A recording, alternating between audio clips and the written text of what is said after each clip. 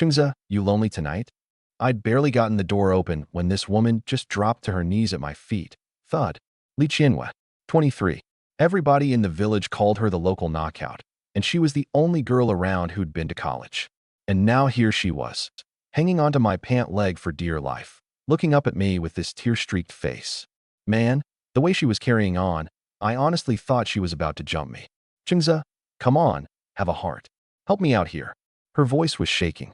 Just get me pregnant, and for however long you're stuck out here in the sticks, I'll do whatever you want. Anything. Get her pregnant? My brain just blanked. I nearly forgot how to breathe. So this gorgeous woman was on her knees begging me to knock her up? I've got nowhere else to go. She squeezed tighter, tears dripping onto my shoes one after another. 3 years out here. I've starved, I've frozen.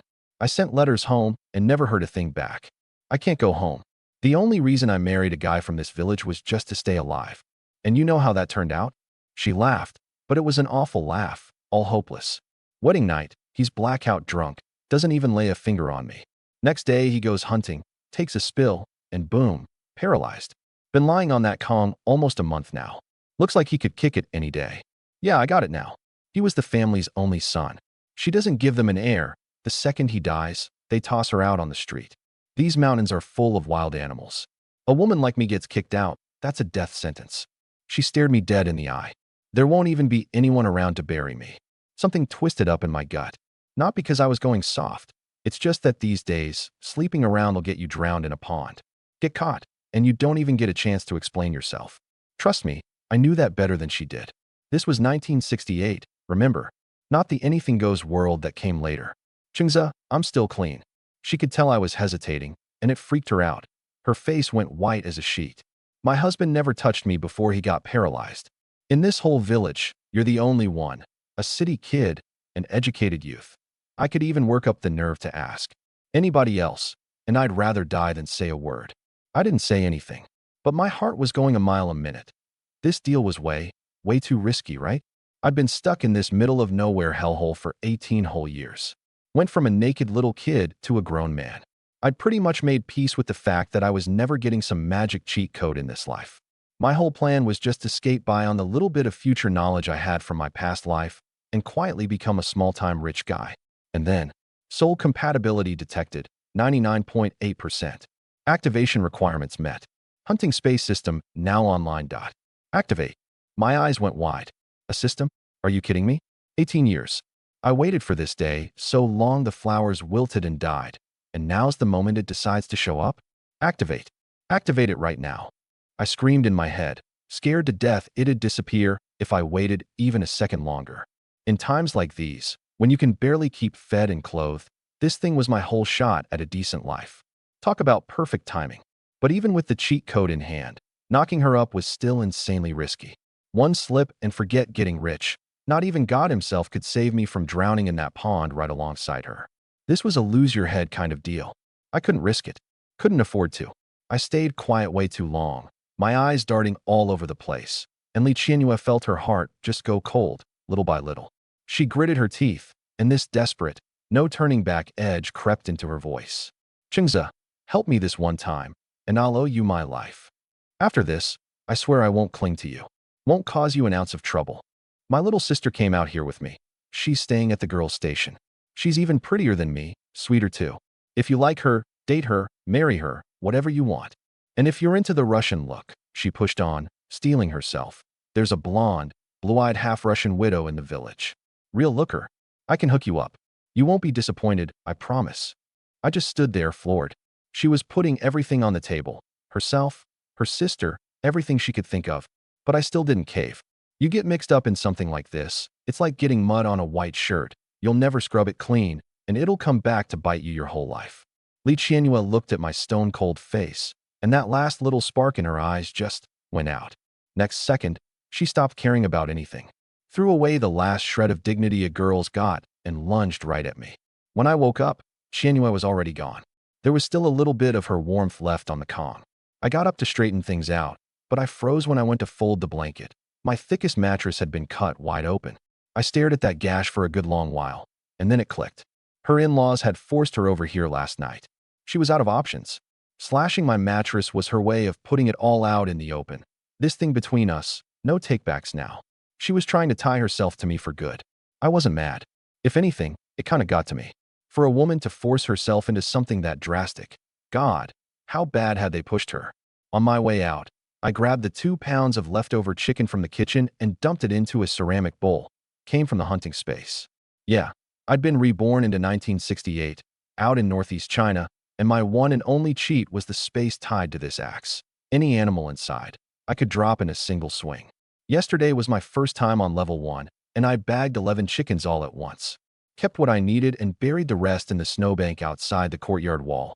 Winter in the Northeast is basically one giant freezer. But no matter how frozen it is, fresh meat's only good for a couple days. I had to move it fast. I already had a plan. Behind the Red Star commune down at the foot of the mountain, there was a black market.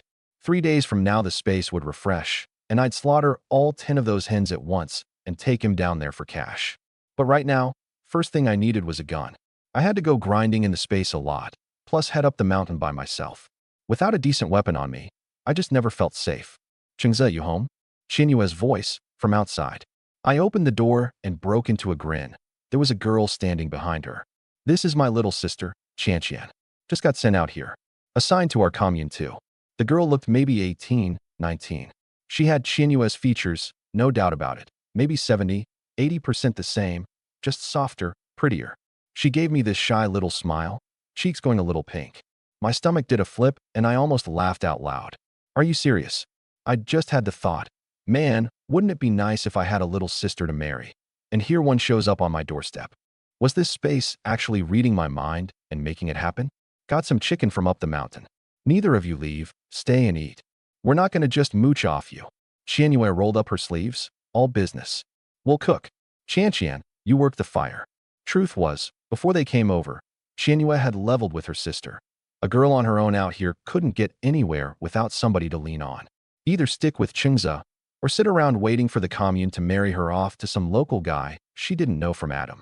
Qianqian went with the first option. So there she was, grabbing the firewood herself, trying to warm up to me.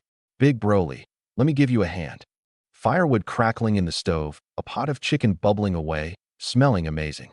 While we had a sec, I dropped my voice and asked Qianyue, "You know your way around here. Where can a guy get a gun?" Her hand stopped, and she went quiet too. "Supply co-op needs a commune permit. Tough. Black market's got old rifles and handguns, but they're pricey, and it's a crapshoot." And she paused. "You go closer to the border, sometimes you can grab good stuff smuggled in from the Russian side. Real firepower. But the risk's just as big."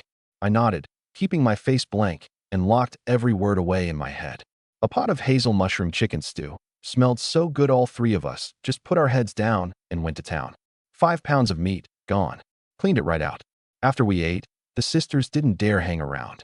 Soon as they'd cleaned up, they hurried off. A single girl spending too long in a bachelor's place. People start talking.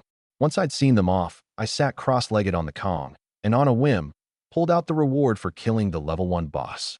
A bow, body jet black, the limbs studded with a ring of gold and red phoenix feathers, and it came with 20 matching feathered arrows. The phoenix tail bow rare. With phoenix feather arrows, 100% headshot accuracy. One arrow punches through a wild boar, a black bear, even a Siberian tiger. Note, only 20 phoenix feather arrows. Once they're gone, no replacements. I held that bow, fingertips burning, but my blood ran cold. This thing was flat out broken. In times like these, even a regular hunting rifle would make people's eyes go greedy, never mind this. Nobody could ever see it. There's a saying, hold a treasure, and you're asking for trouble. Yeah, I got it. I carefully stashed the bow back in the space, got up, and headed out to learn my way around the village. But the second I stepped outside, I just stood there like an idiot. The whole place was cave dwellings, every single one identical, row after row of them. I couldn't even find my own front door. "Hey, educated youthly, what are you standing there spacing out for?" It was Donkey. He had 2 big, tough-looking wolfhounds on a leash, a hunting rifle slung over his shoulder, grinning. More than half this village came from old Russians who stuck around back in the gold panning days. "Tell you what, when I'm back from hunting, I'll walk you around and help you find your door." And with that, he ducked down and disappeared into the woods. The wind was cutting into my face, and honestly I lost all interest in wandering around. Might as well duck into the space and go scout level 2. Level 2 was way more wide open than level 1. Whole thing was one big field of white in front of me, a huge flock of snow-white geese. Second I stepped in, every one of them whipped their heads around, red eyes locked dead on me. Right in the middle of the flock stood this giant goose, easily over 3 feet tall, neck straight as a rod, strutting around like it owned the place. No need to ask, that was the boss. I swallowed hard. Goose stew, I muttered, gripping the axe and grinning. Come here, you little monster. Words barely out of my mouth. The giant goose let out this long screech, and the whole flock came charging at me, wings flapping, honking like crazy. Real scary looking. But I didn't move a muscle. In this space, other than the boss, none of these animals could touch a single hair on me. I just let the geese peck and pile all over me while I kept my eyes locked on the boss. It broke out of the flock, whipped its long neck out, and struck straight at my face. That was my shot. Swung the axe up over my head, and riding the momentum of that neck coming at me, I brought it down hard. Crack. Clean hit. The giant goose's big body slammed to the ground and went still. Every goose around me just froze on the spot, like somebody yanked their souls right out. A level 2 boss killed giant goose. Rewards, attribute points ×2. Premium bedding set, 4-piece, ×1, extra thick goose down quilt ×1. Level resources refresh every 6 days. Move on to level 3? Not yet. I stared at the words, level 3, and shook my head. No clue what was waiting down there, and right now I didn't have the guts to roll those dice. I walked into the nests and dug out the eggs one by one. 55 total, then scooped up that soft, thick bedding set. Way better haul than level 1. Holding that brand new quilt, an idea suddenly hit me. This stuff was top-notch, and it restocked on a schedule. Save up a batch, sell it at the black market. That'd beat selling a few chickens by a mile. I came out of the space, laid the new 4-piece set on the Kong, folded the goose down quilt up nice and neat at the head of the bed, and tossed some more wood in the stove. After running around all day, I was wiped. Hit the pillow and was out cold. Right before I drifted off, one thing stuck in my head. Soon as it got dark, I was hitting the black market. When I opened my eyes again, it was already getting dark out. My stomach was growling like nobody's business. Come to think of it, I hadn't eaten a thing all day. Figuring Xinyue would probably swing by that night, I got off the Kong, boiled a few goose eggs, and threw together a plate of greens. Honestly, I've never liked eggs, even as a kid. These I made special, just for her. Before long, there was a knock at the door. Xinyue came in. Faded blue cotton jacket, hair loosely pinned up with a wooden pin. Under the lamp, I could see her clearly, skin all sallow, so skinny she was practically wasting away, like one good gust of wind would knock her flat. Why are you eating so late? She frowned. Slept all day? Gotta run down to the black market tonight. I peeled a goose egg and stuck it right in her hand. For you. She blinked, caught off guard. You're too skinny. Gotta put some meat back on. I looked at her, and my voice got serious. Frame this, frail. If you ever end up pregnant, something could go real bad. She looked down at the still steaming egg in her palm. The fingers holding it gave a little shake. I paused, then added, Xinyue, don't worry. The day your in-laws actually throw you out, don't be scared, don't panic. You've got me. That one line was like a needle, poking right through the shell she'd been holding up all this time. All those years out here, coarse grain, wild vegetables. When had she ever gotten a taste of meat? She finally gets married, and the guy ends up paralyzed on the Kong. Her in-laws start cursing her the second they open their mouths. Up before dawn, working till dark, choking down every dirty look and every unfair thing they threw at her. All her life, nobody'd ever been this good to her. Chingza. She looked up, eyes already gone red, voice cracking. Couldn't get another word out. That little goose egg, sitting in her palm, was so warm it had her eyes brimming over. After we ate, I threw on some black clothes, then tore off a strip of black cloth and wrapped it tight around my face, leaving just my eyes showing. I'm heading out. Just wait for me here. Second she heard black market, Xinyue lost it, grabbed my sleeve. I'll be waiting for you. You be careful. Please, please be careful. That place is totally lawless. Thieves robbing thieves happens all the time. Not long ago somebody from our team went. A deal with a Russian buyer went south, and they just opened fire right there, like a dozen people dead, just like that. Her eyes were full of fear. I reached out and gave her hair a little ruffle. Relax. I'm just gonna feel out the prices. No trouble, no fighting. I didn't say one word about the space or the phoenix tail bow. That secret had to rot away inside me and me alone. If I ever got in real trouble, One thought, and I could duck into the space clean and clear. Nobody could lay a hand on me. But all that, couldn't tell a soul. Not even her.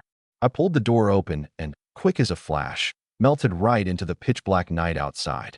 Qianyue followed me to the door, leaning against the frame, staring off in the direction I'd disappeared, her hands clasping together against her chest without her even realizing it. Please, please come back safe. Once she'd said it, she turned around and spotted the new bedding I'd thrown down on the Kong, all sloppy. She sighed, half annoyed, half amused. This man, no woman around to look after the place, and he's just hopeless. She walked over, bent down, and spread that soft goose-down quilt out, inch by inch, smoothing it perfectly flat. Then she wiped down the table and chairs, tidied up all the little odds and ends around the room, and only when she was done did she sit down easy on the edge of the Kong. She reached out and ran her hand over that thick, warm new quilt under her eyes going soft, little by little, and murmured under her breath. This quilt, it's so warm. Winter in the Northeast is no joke. Cold as hell. I stuffed my hands deeper into my cotton sleeves, hunched over, and started inching my way down the mountain, slipping the whole way. Barely made it a little ways down before frost caked up on my eyelashes, flaking off every time the wind blew. I rubbed my numb ears, had to be 30 below easy. And this was just early winter. Come deep winter, you could spit and it'd freeze into little ice chips before it hit the ground. Past life, I was born on the coast, grew up somewhere warm, never dealt with anything like this. Now the wind was slicing at my face like a knife, and the trail underfoot was one solid sheet of ice. One wrong step, and I'd be flat on my back. 10+ miles of mountain road, grabbing onto bare trees, walking on ice, one deep step, one slippery one. It took me a solid 2.5 hours.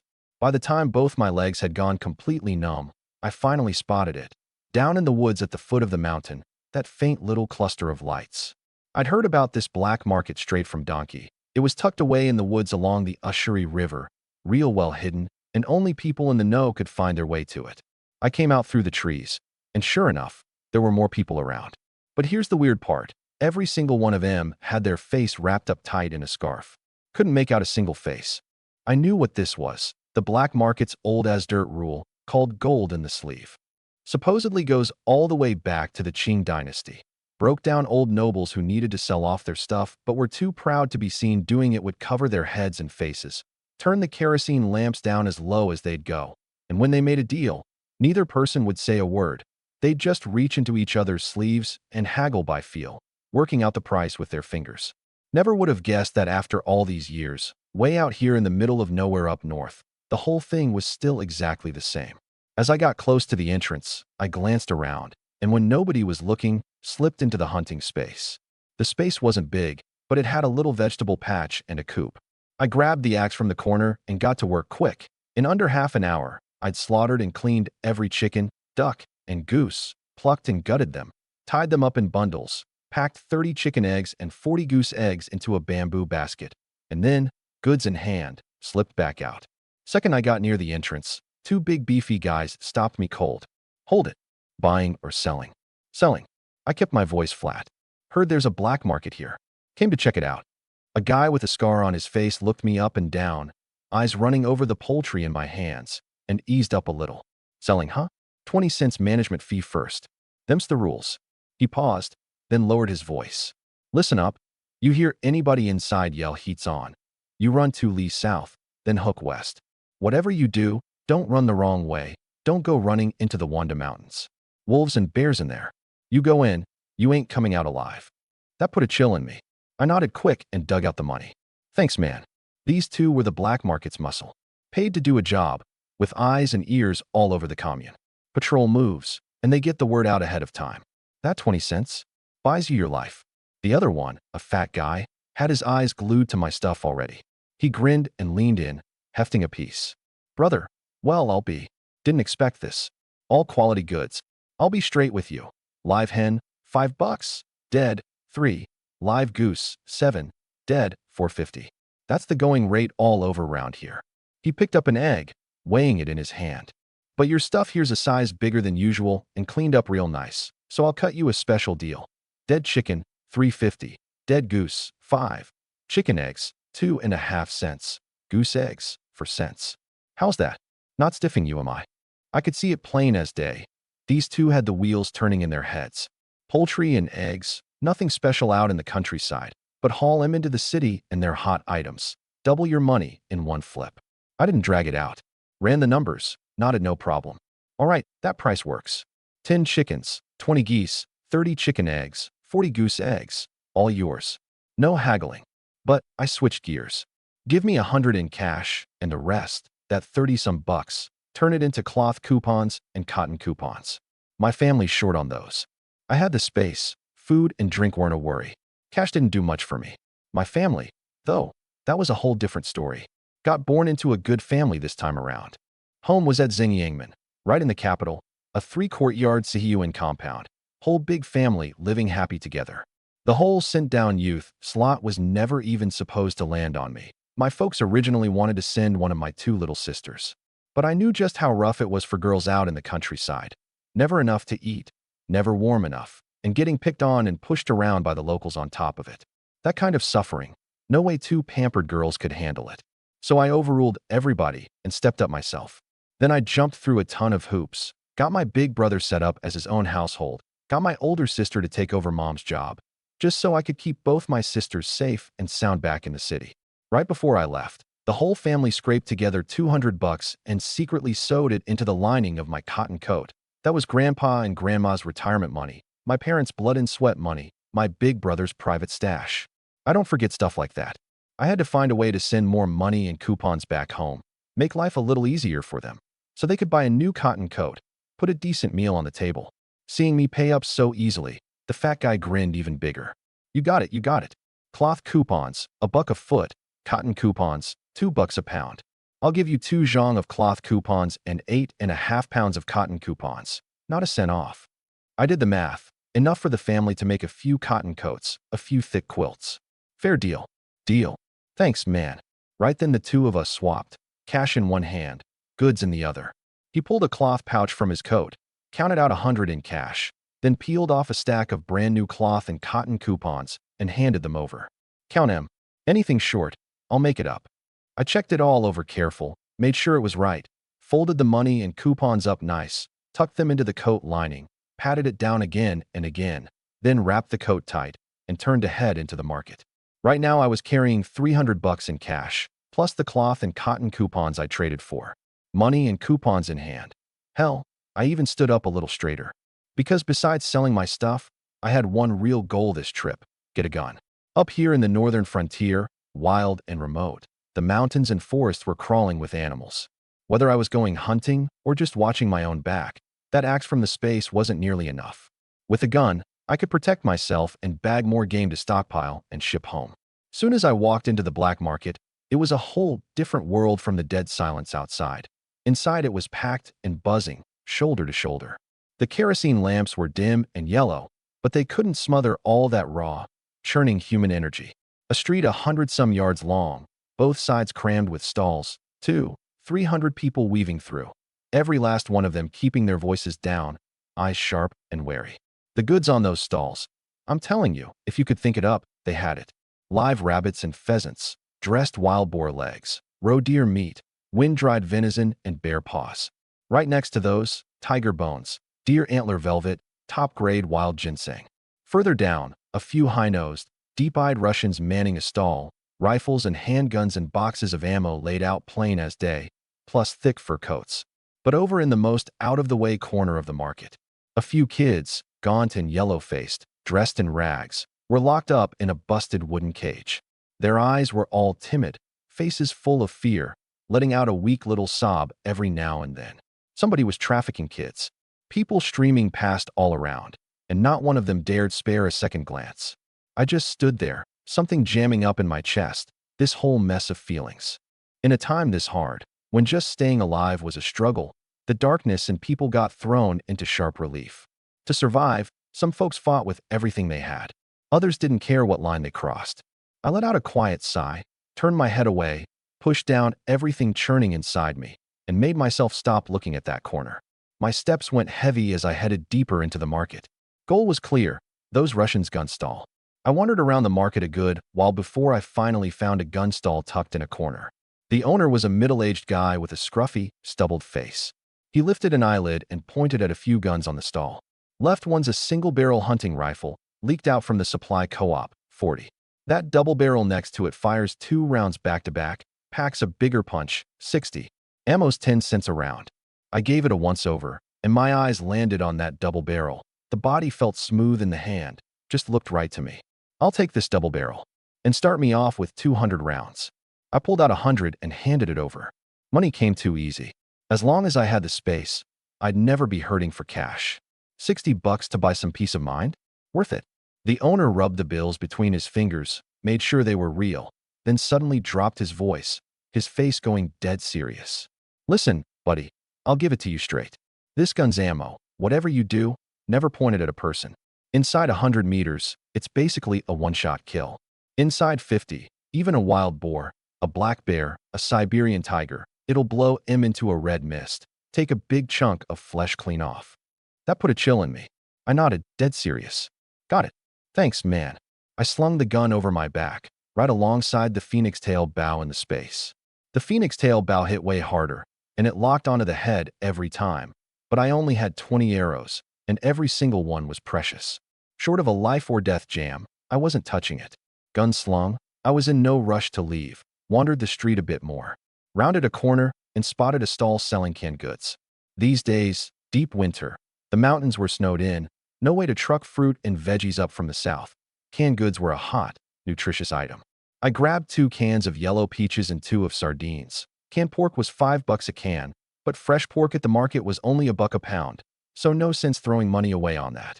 A little further on was a stall selling cloth and cotton. The cloth and cotton coupons in my pocket were all going back home, and the cotton outfit I had on wasn't going to cut it against the mountain cold, so I just used cash to buy a zhang of cloth and 10 pounds of cotton. Enough for a thick cotton outfit. Whatever was left, I'd let Xianyue keep. Make herself a couple sets of padded clothes and pants. She was my woman. I had to take good care of her. Once I bought everything, it was pitch dark out. Cloth bundle and cans in hand, gun on my back, I turned and headed out of the market. That midnight mountain road was cold as a knife. Going up's easy, coming down's the hard part. The trip up took less than an hour and a half, but the way back was dark and slick, one deep step, one slippery one, every step careful. Wind poured down my collar, froze my hands and feet stiff. All I could do was grip that bundle tight, hunch my neck down, and keep inching forward. No idea how long I walked before I finally caught sight of my own window, light glowing inside. Xianyue was waiting for me. I knocked lightly. Knock, knock, knock, it's me. I'm back. The door flew open, and Xianyue grabbed my arm and yanked me inside, frantic. You're finally back? I waited half the night, worried sick, scared to death something happened to you at the market or in the mountains. The warmth in the room wrapped around me, and half the cold melted away in an instant. Seeing the fright still all over her face, my heart went soft. I pointed at the stuff on the floor. Sorry I made you worry. Look, this cloth and cotton, make me a thick cotton outfit, and keep the rest for yourself. And these cans, sardines and yellow peaches. Eat here before you go.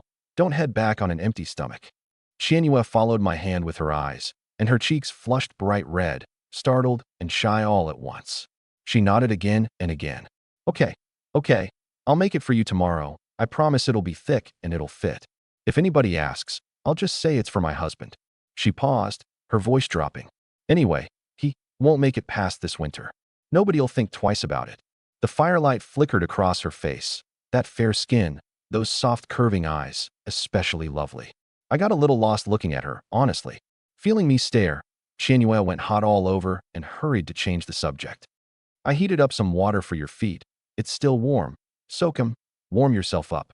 And with that she rushed off into the kitchen, steps all flustered, forgot to even straighten the hem of her jacket. I watched her slim little figure go, and couldn't help but smile. I hung the gun on the wall, sat down at the table, and pulled out the rest of my money to count it up. This trip cost me around 100, still had about 180 left in my pocket. I ran the numbers in my head. In a few days I'd head into the mountains, bag some game, take it to the market for cash. Once I'd saved up 500, I'd send it, along with the cloth and cotton coupons and the national grain coupons, all back to the family in the capital. I was the baby of the family, held in the palm of my folks' hands since I was little. Now I was stuck out in the countryside, couldn't be there to look after them, and here I was making them worry on top of it. It really didn't sit right with me. Sending more money and coupons back was the only way to ease things up for the whole family. Right as I was thinking all this, Qianyue came in carrying the foot basin. She set it down by my feet and actually crouched down like she was going to take my shoes off. Go on, soak, warm up. I quick pulled my feet back. Sis, I can do it myself. I can't have you washing my feet. It's no trouble. She waved me off, firm about it. You walked all that mountain road. You're worn out. Come on, take him off. The water's getting cold. I couldn't win against her, so I peeled off my shoes and socks and slid my feet into the basin. The warm water wrapped around them, and the heat shot right up from my soles. The cold and the exhaustion melted out of me all at once. Felt so good, I closed my eyes. Qianyue crouched beside me, reached out, and gently rubbed my feet, her touch tender, careful not to hurt me. I felt warm all over, and suddenly remembered the shipping thing. I opened my eyes and asked her, Sis, what's the famous local stuff around here? I want to buy some to send home. Let my folks give it a taste too. Qianyue thought about it, then smiled. The most famous stuff around here is ginseng, sable fir, and ula sedge, the three treasures of the Northeast. The ginseng's all wild from the mountains, best thing for building your body back up. Sable fir coats are super warm, just pricey. You came from someplace warm, though, you won't have any use for a fur coat. The dried mushrooms from the mountains, now those be perfect, great flavor, keep a long time, cheap too, tasty in stews and stir-fries. Send em home and your folks'll love em for sure. If you want ginseng, I'll ask around, see who's got some to sell. But right there her smile suddenly faded, and this fearful edge crept into her voice. Just, whatever you do, don't go into the mountains picking mushrooms or digging ginseng on your own. It's too dangerous. Last year some folks from the village went up, ran smack into a black bear. By the time they found him, every bit of flesh had been gnawed off, just a set of clothes left. The family only recognized him by the clothes. My stomach sank, and I gave a heavy nod. Next morning, first light was barely breaking when I crawled up off the Kong. Gotta say, this northeastern Kong is a great thing. First couple days I griped about how it was hard as an iron slab, slept with my whole body aching. But I toughed it out 2-3 days, and somehow the more I slept on it, the more I loved it. Even my usual back and hip aches cleared up more than half. The bedding on the other side of the Kong was folded up neat and tidy. Qianyue had left first thing. I threw down a quick breakfast, cleaned up the dishes, checked the bowstring and the gun, then slipped into the hunting space. The great thing about this space is I could freely pick which level I wanted, didn't have to climb up one at a time. First I went to level 2. By now I'd cleared it out, just flat land left, a stretch of clear water, wild grass all along the banks. Nice spot, clear water and green hills, perfect for a storeroom. From here on, whatever game I bagged on the higher levels, whatever supplies I stockpiled, I could stash it all here, safe and convenient. And down the road, when I had time, I could even grow some grain and vegetables. I took a look around, then said in my head, enter level 3. Words barely out, ZZT, and the rifle on my shoulder, the rounds in my pocket, just vanished all at once. I froze, then it hit me. On levels you haven't cleared out, no firearms allowed in. Fine by me. I grabbed the axe from the corner, patted the bow on my back, and stepped through. The second I set foot on level 3, my eyes lit right up. It was a stretch of water, still and smooth as a mirror. 40-some snow-white ducks were paddling around behind one massive thing. That giant duck was easily 5 feet long, thick long neck, wide flat bill, several sizes bigger than the little ducks around it. Clearly the boss. My throat bobbed. Oh man, I'm in for a treat. Runny yolk salted duck eggs with rice porridge, unbeatable. Cure a whole batch, more than I can eat myself, and I can ship the rest home. I crept toward the water's edge, but the jumpy flock spotted me anyway. Honk, honk, honk. The giant duck let out a long screech, and all 40-some ducks came flapping their wings, charging straight at me. I didn't flinch, just grinned. That's all you got. Dealing with ducks is my specialty. I pushed off my feet and went straight at the giant duck leading the charge. Eyes flashing vicious, the giant duck suddenly stretched out that thick neck, opened its wide bill, and snapped at my arm. That's exactly what I was waiting for. I sidestepped clean, and the second its neck went straight, my axe came down, hard. Crack. Blade caught it right in the neck, blood spraying everywhere. The giant duck let out a shriek, its huge body crashing down into a pool of blood, twitching a few times, then going still. Boss down, I flickered from spot to spot, axe flashing up and down, and made quick work of the rest of the flock too. Level 3 boss killed. Full clear complete rewards. Attribute points times 3. Down jackets times 2. Salted duck eggs times 200. Level prey refreshes every 12 days. Proceed to level 4? Nope. I shook my head. The haul from level 3 was plenty. I didn't have the guts to push into level 4 just yet. I rummaged through the grass at the water's edge, and sure enough, found a big nest. The ducks had piled all their eggs in one spot, round and white. Easily 200 plus of them. Oh baby, plus the 200 from the reward. That's over 400 duck eggs. Cure them into salted duck eggs. More than enough to eat myself. Take the rest to the market. That's another payday. I gathered up all the eggs and duck carcasses and stashed them in the storage space on level 2. This duck meat, stewed, roasted, cured into bacon, every way tasted great. All squared away, I exited the space and headed back to the house. I put the phoenix tail bow away on level 2 of the space, but turned around and hung that rifle back on the wall. Truth was, I never actually used that gun. Couldn't bring it into the space, and had no use for it in the village. Hanging it up was purely for show, so outsiders wouldn't look down on me or start asking where I got my stuff. I'd barely sat down when a voice rang out from the courtyard gate. "Chingza, buddy, you home? Open up." It was Donkey. I grinned and went out to meet him, pulling the door open, and behind him were 4 or 5 young guys around my age, every one of them honest, down-to-earth types. "Chingza, buddy, let me introduce you. These are all our village crew." Donkey clapped my shoulder and pointed them out one by one. "This is Rock, strongest of the bunch. Iron Egg, best there is at finding mountain goods. Iron Post, Dummy, and Tiger Boy, youngest and the fastest runner." I quickly clasped my hands and smiled. "Good to meet you all, brothers. I'm still pretty new here. Count on you to look out for me from here on." They all responded warmly, the whole bunch breaking into grins. "What we came by for today," Donkey got right to it, "is Chienhua said you're looking to send some mountain goods home. We figured we'd ask if you want to come up the mountain and take a look with us." Talk of hunting lit his eyes right up. "There's tons of good stuff in these mountains. Pheasants, rabbits, dopey little road deer. Get lucky, and you might even run into a red deer or a black bear. Bag something, and I'll have my ma smoke it into bacon for you. Tasty and keeps a long time, easy to ship home. Plus wild mountain veggies, wild mushrooms, pine nuts, walnuts, all pure, natural, good stuff." My heart warmed, and I clasped my hands in thanks. "Thank you all so much, brothers, coming all this way just for me." I paused, then scratched my head, a little embarrassed. Not gonna lie, I just got here and I'm kinda short on cash. My family was scared I'd go hungry. Packed me a bunch of baskets full of chicken, duck, and goose eggs. More than I can eat on my own. How about I trade him to you guys for some mountain goods? That way nothing goes to waste. I glanced at everyone again, apologetic. I don't even have a decent cup in the house, so I can't pour you all some water. Don't hold it against me. Give me a few days. I'll head to the supply co-op, pick up some cups, grab a couple bottles of sheafing liquor, and have you brothers over to sit a while and have a few drinks. 1, to thank you all for looking out for me, and 2, to hear you tell me the rules of the mountains, so we can head up together down the line and have each other's backs." Hearing all that, everybody burst out laughing, big, hearty laughs, not taking any of it to heart at all. Rock was the first to pipe up, all big-hearted about it. "Chungza, buddy, now you're just treating us like strangers. What us Northeasterners care about most is being open and helping each other out. Who's talking about trading? A few mountain goods. That's nothing. I'll bring him by for you later." Iron Egg jumped in too. "Right. You just got here, it's rough. Whatever help we can give, we'll give." He chuckled. "Never mind a grown guy like you. Even the girls sent down youths who came before. We never once let him go hungry.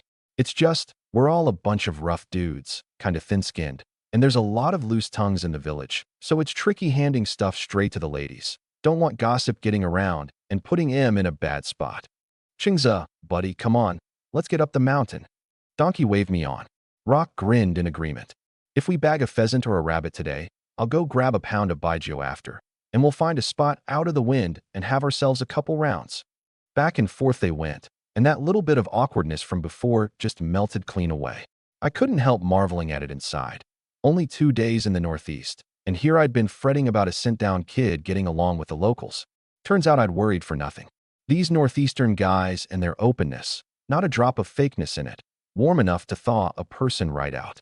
I ducked back inside, grabbed my hunting rifle, tucked a few rounds away, and hurried out after them. Walking through the village, Donkey sidled up next to me, a big goofy grin on his face. Chingza, buddy, way I see it, you're planning to settle in our village for the long haul. Come spring when it warms up, if you want to build a place of your own, just say the word to your big brother here. His voice picked up. Us guys don't got much, but we got muscle. Lumber's free for the taking in the mountains, and furniture. My grandpa and my dad are both famous carpenters in the village. Leave that to me. You don't gotta pay a cent of wages. Just feed us a hot meal, pour us some liquor, and we're square. My heart warmed, and I clasped my hands in thanks. I won't forget it. What's there to be all polite about? Donkey burst out laughing and clapped me on the back. From here on, we're all one village. You're a sent-down kid from the city, educated, got some worldliness. Hell, you might even help our village pull off something big. Chatting and laughing, we made it to the edge of the village, where an old man in his 60s was just coming out from under the big scholar tree. His hair was gray but combed neat, his face all wrinkles, but he had plenty of spark in him. Donkey and the others hurried over, all respectful. Grandpa, you heading to the production team? Yep, gotta sort out the spring farm work. The old man's eyes landed on me, with a little extra sizing up in them. Donkey quickly introduced me. Grandpa, this here's the sent-down youth who just came from the county town, Li Qingza. The old man looked me over up and down, nodding again and again. Good, good, good. Can tell right off he's an honest, hard-working boy who gets things done. Then his tone shifted, and his face went serious, a note of guilt creeping in. You know, we had a girl sent-down youth come to our village before, little Qianhua. That child was raised soft, couldn't do a thing when she first got here, and us rough old guys didn't know how to look after a female comrade, couldn't really ask about a lot of things. She had it real hard in our village. Thinking back on it, it still doesn't sit right with me. He sighed, then firmed up again. Now that you're here, and 2 more girl youths are coming soon, we've got to pay closer attention. Can't have you all come out here for nothing. And sure can't have you going back saying our village was no good, ruining the folks' good name. I could hear it. The old man genuinely wanted to look after the sent-down kids. That plain, simple goodwill. It's the kind of thing that really gets to you. But then the old man waved his hand, worried. Trouble is, our land here sits right by an old volcano crater. The soil's poor, can't grow much grain. The commune members work the fields every day for work points, and it's barely enough to feed themselves. You city girl youths got delicate frames, earn fewer work points, get less grain. Life's bound to be hard for you. I mulled it over for a moment, then suddenly spoke up. Grandpa, don't feel too bad about it. Actually, I might have an idea. Could solve the youth's troubles and help out the village at the same time. The old man's eyes lit right up, and half the worry cleared off his face. He leaned in eagerly. Oh, let's hear it. What's the idea? Long as it'll work, we'll get right on it. I smiled and laid it out slow. I've been taking a look these past couple days. The way our production team's manpower and resources are right now, we can fit 2 more girl youths at most. Once those 2 girl youths get here, I went on, you set him up teaching the village kids, reading, arithmetic, and have him do some literacy classes for the grown members on the side. That way they don't have to do heavy labor and can still earn work points. And once the folks can read, keeping track of work points, selling grain, running errands in town, it all gets easier. Good, great idea. The old man nodded away. As for me, I smiled. I know how to drive and repair walk-behind tractors and 4-wheelers. Come spring when the farm work gets heavy, I'll help the village haul seed, haul fertilizer, haul grain. I paused and pointed at the back slope. And here's the more important one. Most of our village land is hillside, doesn't hold water, so when it rains all the nutrients wash right off. That's why the crop yields are low. If we build a little reservoir on the slope and terrace some fields, we can hold the water and keep the nutrients. Yields will go up for sure. We can raise rice paddy fish in the reservoir, put ducks in the terraces, cure the duck eggs into salted duck eggs, stock 'em up, and take 'em into town to trade for cash and supplies. Private business was off limits in this era, but collective enterprise? That you could do. So what I was saying didn't break any rules, and it'd help boost the village's income. The old man was stunned for a second, then slapped his own thigh. Terraces. How'd I never think of that? He was frustrated and thrilled all at once. We had terraces here way back, but nobody's tended 'em for years, all gone to waste. Over in the Snow City area, a bunch of villages built terraces up on their hills, and their yields are way higher than ours. You educated folks really do think quick. The old man made the call right then and there, no arguing about it. All right, we'll do it your way. This can't wait. Soon as the girl youths get here, classes start, and come spring you'll be running tractor transport. That's a technical post. I won't shortchange you on work points. Then something else came to him. Oh right, I heard you graduated high school. Real learned. How about you teach classes too? I quickly waved him off. Grandpa, I'm too short-tempered, no good with kids.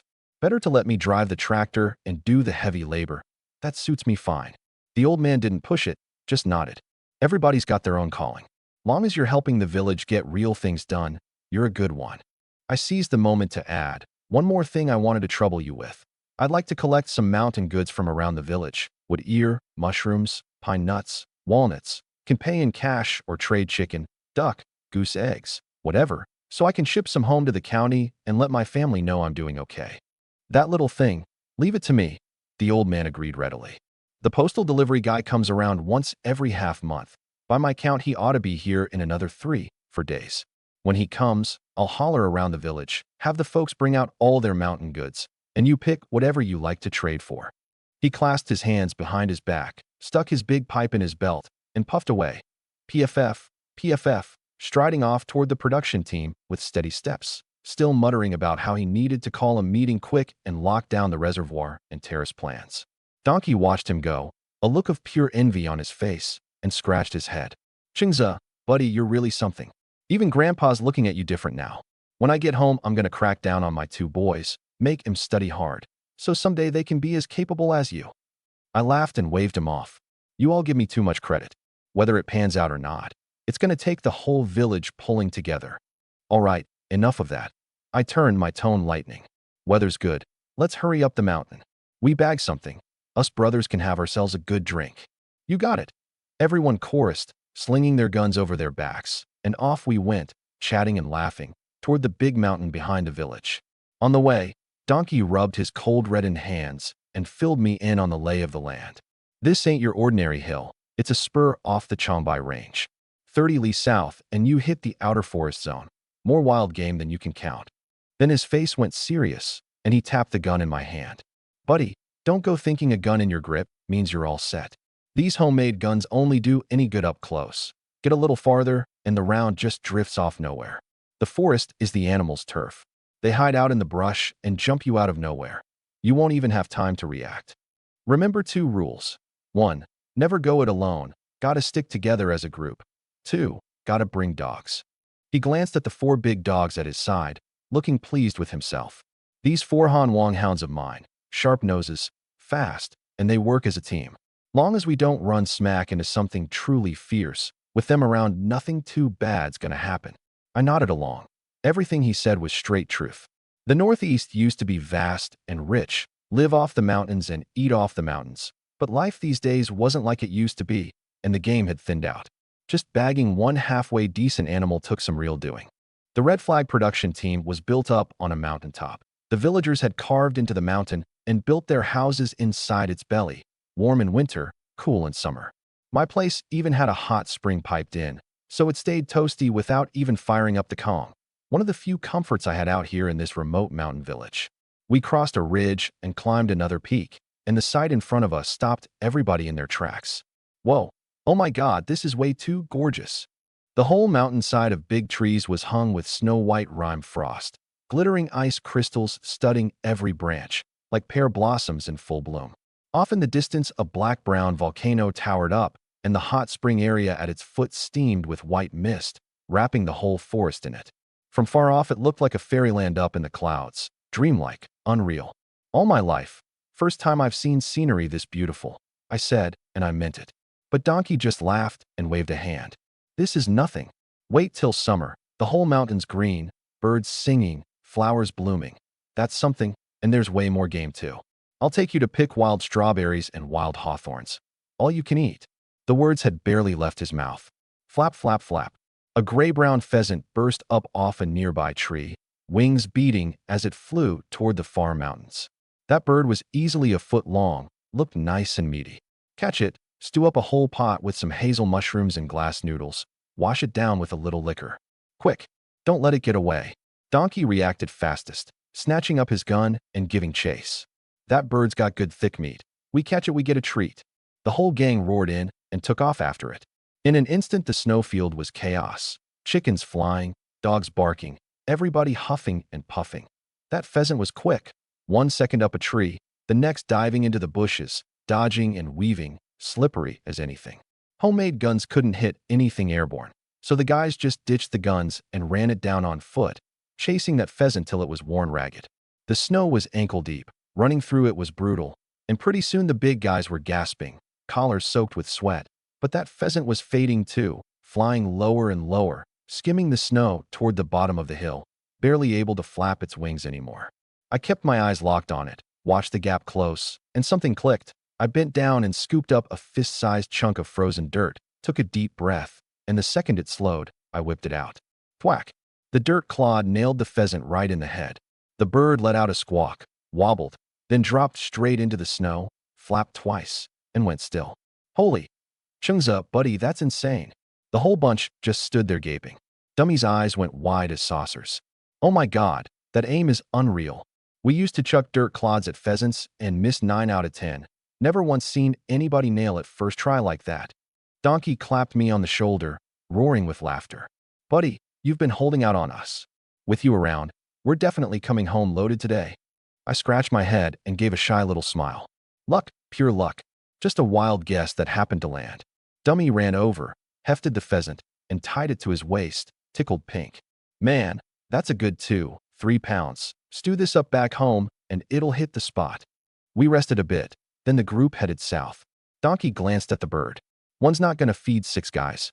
We finally made it up the mountain, got a bag more, grab a couple rabbits, a roe deer, bring something back for the old folks and kids at home to try too. As we walked, his face went serious and he dropped his voice, warning me about the ways of the mountains again. Worst thing in these woods ain't tigers or black bears, it's wild boar. Those things love wallowing in the mud pits by the crater, so they wear a crust of dried mud, harder than sheet iron.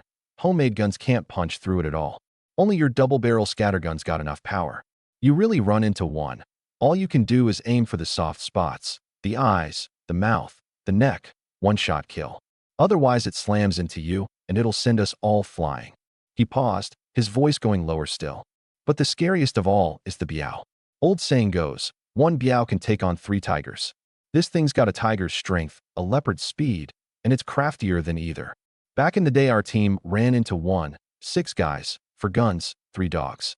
We fired and only caught it in the hind leg. It went berserk, came charging in one lunge, snatched a guy off our team and dragged him off. Never saw him again. Donkey shook his head, still shaken by it. You really run into a biao, don't fight, don't shoot. Run as fast as your legs will carry you. Staying alive's what matters. I locked that away in my head, all the easiness gone from my face. This wasn't scaremongering, it was hard-won experience, paid for with lives. Out here in these deep mountains, one slip and you pay with your own. Hey, everybody slow down. That patch giving off white steam. That's exactly the hot spring we're after. Donkey had sharp eyes. He strode over to the spring's edge and dipped a hand in. SSSS, yanked it back with a laugh. Man, it's really hot.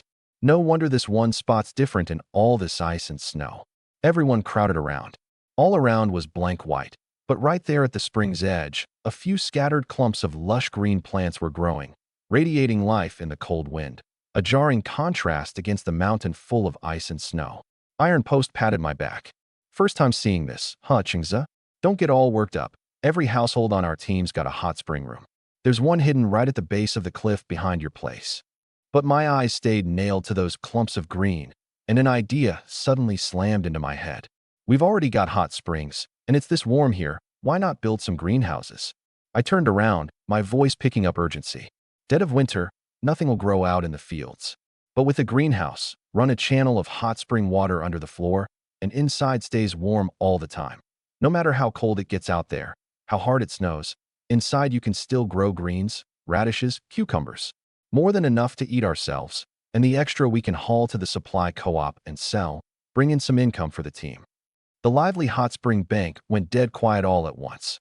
The guys looked at each other, totally lost. Iron Post scratched his head and asked in a small, sheepish voice, Chingza, what exactly is a greenhouse? We've never heard that word in our whole lives. I smiled, pointed at those clumps of green, and patiently explained. Put simply, it's a big warm shed with hot spring water piped through it. Greenhouses had only just started catching on in the cities these past couple years. Plenty of folks, even in the county town, hadn't seen one. Never mind way out here in the deep mountains. Once they got it, everyone's eyes lit up. Rock smacked his hands together. Oh my God, educated folks really do think quick. We've been sitting on this great hot spring, and all we ever knew was warming up and washing clothes. What a waste. He rubbed his hands together, eager. Soon as we finish hunting and get back, I'm the first one telling my grandpa about this. He's a senior elder on the team. His word carries weight. If we can really grow winter vegetables, our village will have one more way to get by. Iron Post threw out an arm, his voice bold. All right, first things first, let's get the job done. Bag some good game today. Call it a welcome for Qingze. And here's to life getting better and better off these greenhouses down the road. You got it, everyone chorused. Past the hot spring, everything turned back into ice and snow. After walking a good half hour, Donkey suddenly turned around with a mysterious grin. Qingze, let me ask you something. This trip up the mountain, why is everybody carrying a spear besides their gun? I looked at the gear on their waists. Jujube wood shafts, iron spearheads, glinting cold. I just figured they were an extra weapon for backup. See, that's what you don't know. Donkey looked pleased with himself. Dead of winter, black bears and brown bears are all hibernating. Look under those dead pines, in the collapsed cracks in the ground, in the tucked-away caves. Chances are there's a black bear asleep in there. But they sleep heavy and they spook easy, and once they wake up they're vicious. A hunting rifle might not even hold him back. That's when the spear earns its keep. While it's still out, you creep up quiet, drive the spear into a vital spot. Safe and clean, works better than firing a shot. It clicked for me, but a chill went through me too. In my past life, all these were state-protected animals. Never mind hunting him, you'd be on the hook for so much as touching one. First time in these deep mountains, and only now did I feel the full weight of those two words, survival. But strangely, the guys walked warily for over an hour, and never mind rabbits or pheasants. We didn't even spot a squirrel.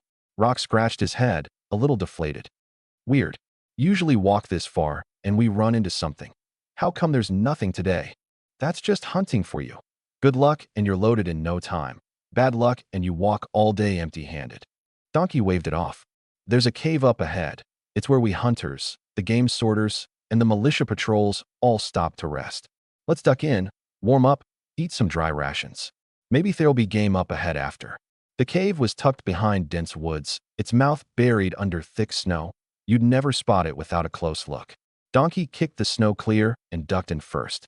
The second I stepped inside, my eyes went wide. I'd figured a deep mountain cave would be dark, damp, and a mess, but this one was clean and tidy. A good 200+ square feet, mouth facing the sun, bitter wind outside, and inside it was noticeably warm and dry. In a corner of the cave stood 2 dry grass plank beds, a small iron pot beside them, a few sets of bowls and chopsticks, a water bucket, and half a wall stacked neat with dried firewood. Donkey got a fire going, the flames whooshing up and lighting the whole cave. He lit a cigarette and said slowly, "The stuff in this cave, the few production teams around here all chipped in for it. Hunting, patrolling, gathering mountain goods. When you're tired or cold, you come here to rest." He pointed at a small cloth sack in the corner. "There's a few pounds of cornmeal and dried sweet potato in there for emergencies too." His face turned serious. "Remember this. You use the firewood, the grain, the bowls here. You make sure to restock it soon as you're back. Someday the mountain gets snowed in and somebody's trapped here counting on this to live, and the stuff's gone. That's how people die." Everyone nodded. I quietly filed it away too. These farming folks might not have much schooling, but they've got the most basic sense of right and wrong, and that's the rarest thing of all. Warming up by the fire, the cold slowly bled off. Donkey poured everyone a bowl of hot water. Cupping mine, I suddenly thought of home and asked, "Donkey, these mountain pheasants and rabbits, if I shipped them to the county for my family, would they go bad on the way?" I honestly had no clue. No delivery services this era, everything went by rail, and from here to the county was at least 10 days, half a month. Fresh meat would for sure spoil in transit. Dummy was a straight shooter, and the second he heard it he waved a hand. "Don't ship meat. Wrap it however you want, it'll still rot. You want to send something home? Ship coupons instead. We bag mountain goods. Take M to the black market fair at the foot of the mountain, trade M for national grain coupons. That stuff works anywhere. Your family holds those. They can trade for grain, for flour, way more reliable than shipping meat." I nodded and couldn't help sighing. "You're right. You guys don't know, back in the county, grain's actually enough to get by on. It's the meat that's dead scarce. Somebody with a job gets 3 tails of meat coupons a month, old folks and kids only 2. Can't even get fresh meat once a month. Want to buy more? Your only option's the black market. But they're cracking down hard now. Get caught, and it's not just the meat confiscated. You get hauled up and struggle sessioned. Who's going to risk that? Everyone looked sympathetic, sighing along. Grain was tight for them in the mountains too, but at least they had wild game and mountain goods, so they weren't shackled to meat coupons like the county folks. Donkey patted my shoulder. Don't get all down about it. Bag plenty today. Keep some for yourself to enjoy, trade the rest for grain coupons, and ship em home. I nodded with a smile, my heart warm. We barely knew each other yet, but this plain, simple kindness, somehow it gave me a little taste of home. Once we'd rested up, the 6 of us pushed on, all young and strong, feet flying. I'd figured we still had a long way to go, but not even half an hour later, a faint, soft, goat-like bleating drifted downwind into my ears. Donkey perked right up, grabbed my arm, and dropped his voice. Chungza, hear that? Roe deer, no doubt about it. He swallowed. Now that's good eating. Tender meat, not gamey, not tough. 6 grown guys splitting it. That's a good few pounds each at least. We're finally getting a treat today. The second they heard roe deer, everyone's tiredness vanished. Eyes lit up all around, and they quietly set their hunting rifles against the trees and bent down to grab their spears. I frowned. These spears will actually do the job on a roe deer? What if you miss and it bolts? Dummy thumped his chest. Rest easy, 120%. This is our specialty, works better than a gun. You just hang back here and stay quiet. Watch us put on a show. Donkey shot them a look and they caught on instantly, held their breath, hunched down, stepped as light as they could, and fanned out quietly toward the sound, forming an encircling ring. I stood there like a good boy, not daring to breathe loud. Right then, Dummy, standing next to me, suddenly called out twice toward the deep woods. My heart jumped. Won't that just scare the deer off? But before I could think it through, in under 20 seconds a roe deer actually came ambling out of the trees, easy as you please. That deer stood 1.5 or 2 feet tall, its pale brown fuzz shining in the sun, a pair of short horns on its head, a face full of dopey innocence. The moment it spotted me and Dummy, instead of running off, it actually padded closer, small steps, like it was bursting with curiosity, its big eyes locked dead on me, like it was checking out some fascinating new thing. Man alive, exactly like the stories say. Dumb as a post, and cute as anything. Meanwhile, with its attention fully on me, Donkey and the others quietly drew in from all sides, closing the distance step by step, so keyed up they hardly dared breathe. Just as the deer came within 2 or 3 steps of us, Dummy, who'd been standing stock still, suddenly let out an almighty roar. Caught totally off guard, the deer shuddered all over, fur bristling, and whipped around to bolt back. But Donkey and the others all bellowed at once, the shouts echoing through the woods, and it panicked completely, just kept its head down and ran for its life, so rattled it forgot which way to go, charging straight toward Donkey. Donkey had long since dropped into a crouch, waiting, both hands gripping his spear like a vice, eyes unblinking. The instant the deer came barreling up in front of him, he shot up with a savage yell and drove the spear into the deer's neck with everything he had. Clean, decisive, not a shred of hesitation, clearly something he'd drilled countless times. Thunk! The spear point buried itself square in the neck, blood streaming down the shaft, staining his hands red. The deer let out an anguished cry, staggered a couple steps, its head drooping, limbs twitching a few times, then toppled stiff into the snow and went still. Everyone let out a collective breath and crowded in, delighted. I hurried over, looked at the still dripping spear in Donkey's hand, then at the deer in the snow, and threw up a heartfelt thumbs up. Donkey, beautiful, beautiful. One smooth motion, start to finish. That was an eye-opener. Donkey pulled out the spear, looking pleased with himself, wiped the blood clean on the snow, then bent down and hoisted the deer onto his shoulder. Not that heavy, easy carrying. That's nothing, everyday stuff. He grinned. Come on, I'll take you to check the snares we set. Might be a nice surprise waiting. On the way, Iron Eggs sidled up to brag about their hunting exploits. The snares worked great, often caught pheasants and rabbits. Get lucky, and you'll even snag a wild boar. Us brothers once teamed up and took down a 600-pounder. Whole village ate meat for days. Still chatting and joking, we reached the snare spot. Donkey looked it over carefully, then suddenly grinned. Boys, we got a haul.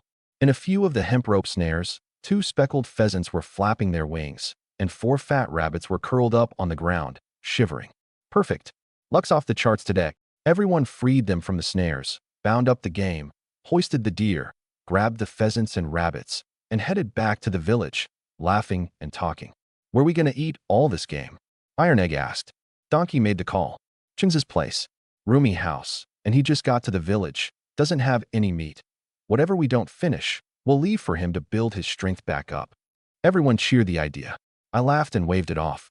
What's there to be polite about? I'm thrilled. Perfect chance to learn the ropes of hunting from you all. We'd barely gone a few steps into the village when we ran smack into a woman carrying a cloth sack, headed down toward the foot of the mountain. Floral print cotton jacket, hair combed neat, delicate features, gentle bearing. It was Qianyue, the one who'd come asking me for a child that day. Qianyue, were you off to in this cold? Donkey called out warmly. Qianyue turned, and seeing it was them, a soft smile spread across her face. She gave the sack a little shake. Just back from the mountains? That's a real nice haul. Her eyes swept over the deer and the pheasants. I'm heading to the sent-down youth station. My own little sister's among the new girl youths this year. Bringing her some dry rations and warm clothes. It's cold up here. Don't want her freezing or going hungry. Oh, your sister's come to be a youth in our village too? Donkey's eyes lit up. What luck? Qianyue, grab your sister and the other girl youth and all come eat at Cheng's place. We bagged plenty of game today. Perfect for a welcome dinner for him. Everyone chimed in warmly, urging her along. Qianyue couldn't refuse and accepted gratefully. Then, thank you all so much. I'll go get Qianqian and Shuhong right now. We'll be there quick. We got to my place, a modest earthen brick house, the yard swept clean. Come on in, set the stuff down, let's tidy up and eat. I called out, but Donkey waved me off. You go handle things inside. We'll dress the deer out in the yard.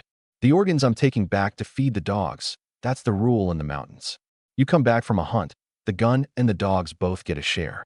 These Hanwang hounds of mine gotta eat some raw organ meat to keep their edge, or they won't run the game down next time. The guys got to work in the yard. Donkey skinned the deer. The fur was soft, no trouble, peeled the whole hide off in one piece, dry it out, and it'd make a warm fur coat. Iron Egg and Dummy plucked the pheasants and rabbits with quick, practiced hands. I went to pitch in, but Donkey stopped me. You just got here, don't know the ropes. Go inside and rest. Wait for a hot meal. So I went in to set the table and lay out the bowls and chopsticks, a warmth spreading through me. These mountain guys, blunt as they were so genuine it put a person at ease. Just as they were about to portion out the venison, footsteps came from outside. Qianyue led the 2 girl youths into the yard. Stop all that. You fellas, leave the fine work to us. Qianyue rolled up her sleeves. You brothers have had a long day. Go inside, rest, and wait to eat. She pulled forward 2 girls with neat bobbed hair and pretty faces and introduced them with a smile. This is my own little sister, Qianqian, and this is Shuhong. Both youths from my city, still young. Please look after them from here on. The 2 girls bowed shyly. Big brothers, please take good care of us from now on. What's there to be formal about? Same village, of course we look out for each other. Donkey gave an honest grin, waved everyone inside to rest, and handed the yard work over to the girls. Inside, the guys nursed hot water to warm up. Out in the yard, Qianyue and the other 2 were hard at it, portioning meat and cleaning the game. Not skilled, but careful. Iron Post watched Qianyue out in the yard, let out a soft sigh, and dropped his voice. You know, it's a real shame about Qianyue. Back when she first came to the village, pretty as anything, sweet nature. Plenty of young guys had their eye on her. But of all people she went and picked Zhao Jiangwo, that drunk. He shook his head. That Zhao Jiangwo, tall and decent looking, and that's it. Layabout, drinks like a fish, and when he's soused he takes it out on Qianyue, roughs her up over nothing. At least before he could go up the mountain, earn a few work points. But a while back he took a fall hunting, crippled himself, can't move, stuck in bed, and now the whole family's weight is on Qianyue's shoulders, one woman. Donkey sighed along too, his voice heavy. One woman, waiting hand and foot on a bedridden Zhao Jiangwo, worrying about keeping the family fed and looking out for her sister at the youth station. It's just too much. He paused, his voice dropping a notch lower. I heard the old folks in the village say Zhao Jiangwo's getting worse and worse. Probably won't make it past New Year's. If he really goes, Qianyue on her own after that. How's she gonna get by? Huh? There's a whole story there. Listening to them talk about Zhao Jiangwo, I blinked, playing dumb. wearing that just heard it for the first time look of surprise flawlessly. Nobody knew I'd had the whole thing figured out days ago. But out here in the countryside, where folks are simple but gossip spreads easy, being too sharp only makes people wary. Playing dumb now and then. That's the way to keep your head on your shoulders. The talk had barely died down when the door swung open. Qianyue came in carrying a bamboo basket, walked briskly straight up to me. "Qingze, the mountain goods you asked me to track down are all here. 50 pounds of dried mushrooms, picked by the folks themselves, clean, none spoiled." Everybody said, "We're all neighbors, so $30 and it's yours, way better than buying at the fair." I nodded readily. "Thanks, sis. I'll take all 50. I'll get the money together for you in a bit. And going forward, whoever's got extra mountain goods, mushrooms, wood ear, whatever, long as it's good, I'll buy it. Later when I head back, I'll cut you 2 pounds of fresh meat to take, just a little something." Qianyue couldn't refuse and took the money. I turned to the crowd looking on and waved a hand, explaining openly, "Don't read anything into it, folks. Let me lay it out plain. I brought $200 total when I came down. Spent $100 on the hunting rifle for protection, $50 today on mushrooms, and the last $50 I'm saving to head to the commune in a couple days and buy a new cotton coat. Giving sis the meat is purely to thank her for helping round up the mountain goods." I said all that on purpose, just to plug up any future gossip, so nobody'd start reading into things. The words had barely left my mouth when Dummy came over rubbing his hands, a little sheepish. "Qingze, buddy, I've got a favor to ask, kind of an imposition. My family's got a fair bit of mountain goods too. Could I trade you for some eggs? My wife's pregnant, appetite's off, wants some eggs to build herself up, but eggs are scarce in the village. I've been to a bunch of houses and can't buy any. What's not to be okay about?" I didn't hesitate a beat. "I've got plenty of eggs here, more than enough to trade. In a couple days, another batch of deliveries comes to the commune. There'll be duck and goose eggs too. We'll trade at our own pace. Don't be shy about it." Truth was, I'd been fretting over exactly this. I couldn't eat all these fresh eggs myself. They'd spoil if they sat, and fresh eggs were too delicate to ship back to the city. Dummy wanting to trade solved my immediate problem perfectly. Everyone crowded over to join in, some saying they had their own mountain goods to trade, some asking what else was coming in the delivery, and the room got lively all at once. In under an hour, the 3 women carried in 2 big basins of steaming wild game meat. "Dig in, everybody, don't be shy. Out here in the country we may not have much, but we've got plenty of meat. Hit the mountain again tomorrow. All you can eat." Donkey piled a big chunk of meat onto the plate of the guy next to him, then hefted a big coarse porcelain bowl brimming with baijiu and went around filling everyone's, his voice booming. "It's a rare, lively night. Nobody leaves sober." Outside the window, the cold wind moaned. Water froze the second it dripped. On a bone-deep cold night like this, it took a bowl of baijiu going down before your whole body warmed up. That's how folks live in the Northeast. 3 rounds in, Iron Egg set down his chopsticks and leaned over, big curious eyes and all. "Qingze, buddy, heard you're from the county. You ever ice fished? Come winter our river freezes solid. Chip a hole in the ice and you can fish right there, and what you pull up is big and fresh." I gave a rueful shake of the head. "Honestly, never have. You guys don't know, those 2 rivers in the county, there's more people fishing than there are fish. You gotta go early to grab a spot. Never any left for me." My mind drifted back. Money was tight at home back then, and I'd thought about fishing to help make ends meet. Ran down to the river all fired up, only to find the bank packed shoulder to shoulder with old men and old women fishing. Not a single spot to drop a line. Sat there the whole day, didn't catch so much as a fingerling, and finally went home disappointed. After that, I never had the itch again. Seeing me deflated, Iron Egg hurried to cheer me up. "No big deal, you've never done it. Next windless day, I'll take you. I'll teach you. Our river's full of cold water fish, few bones, sweet meat. Especially iron pot fish stew with a ring of cornbread patties stuck around the edge, bubbling away. The smell carries for ages. I guarantee you eat it once, and you'll never forget it." The whole bunch laughed along, all inviting me to come ice fish and cook up stew someday, and the mood got even warmer. That meal ran over 2 hours, and by the time everyone grabbed their share of the meat and said their goodbyes, laughing and talking, it was pitch dark out. Qianyue, carrying the 2 pounds of meat I'd given her, stopped in the doorway and turned back, her voice gentle. "Qingze, little brother, thank you so much for today, buying the folks mushrooms and giving me meat." She paused. "I'll get my sister and the others home first, and bring Qianqian back over tomorrow. You two spend some time together. Maybe you'll hit it off." I agreed with a smile. Sure, careful on the road. I'll be home waiting for you tomorrow. The door shut, and the room fell suddenly quiet. I looked down at the 5 pounds of roe deer meat left on the table and couldn't help smiling. This trip down to the countryside. Turns out I really did come to the right place. Just this meat's enough to see me through the whole winter.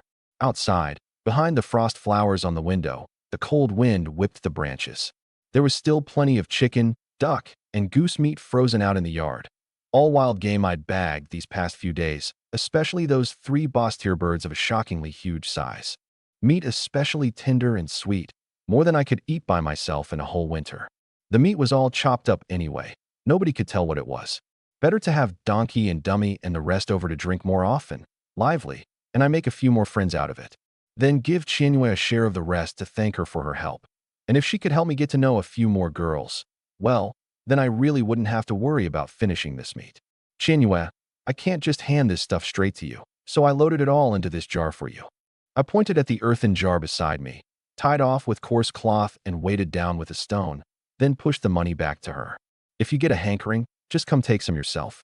Hang on to this money for now. Use it to round up more mountain goods for me. When the delivery guy comes, we'll ship it all home together. When it came to Qianqian, I laid it out straight. If Qianqian's willing, I'll see to everything. Food, clothes, roof over her head, treat her right. But if she's not, I won't push, and I sure won't lean on what's between you and me to make things hard on her. I meant every word. I knew full well I'd have to head back to the capital eventually. That was where my roots were. What I could give in this country life was sincerity and care, but the word future, that was a promise I couldn't make, and I wasn't about to string her along with empty talk. Qianyue took the money and said gently, Chengzi, little brother, I've got it all in mind. I'll get right to work on your cotton clothes when I'm back. I've still got a few thick pieces of cotton cloth at home. I promise I'll make it warm and well-fitting. All right, I won't keep you from resting. I'll take a walk around the village, hold whatever good mountain goods any household's got for you. She tucked the money away close to her body, pressed it flat, then turned and went out of the yard. It really is bitter cold. I rubbed my stiff, frozen hands as a gust of wind snuck in through the door crack and set me shivering. Remembering the hot spring I'd heard about when I moved in, warmth stirred in me, and I just headed around to the back of the house. I'd only lived here a few days and hadn't really looked the place over. The whole house was strung together by a 2-meter-wide round bluestone passage linking all the rooms. At the end of the passage was a spacious front room. Off one side of the corridor a storeroom was partitioned out, and off the other were 2 empty rooms. Deepest of all was the hot spring room I'd been thinking about, with 2 bedrooms right beside it. The hot spring water was channeled up from the base of the cliff behind the house, running right through, circulating and never drying up, warm year-round.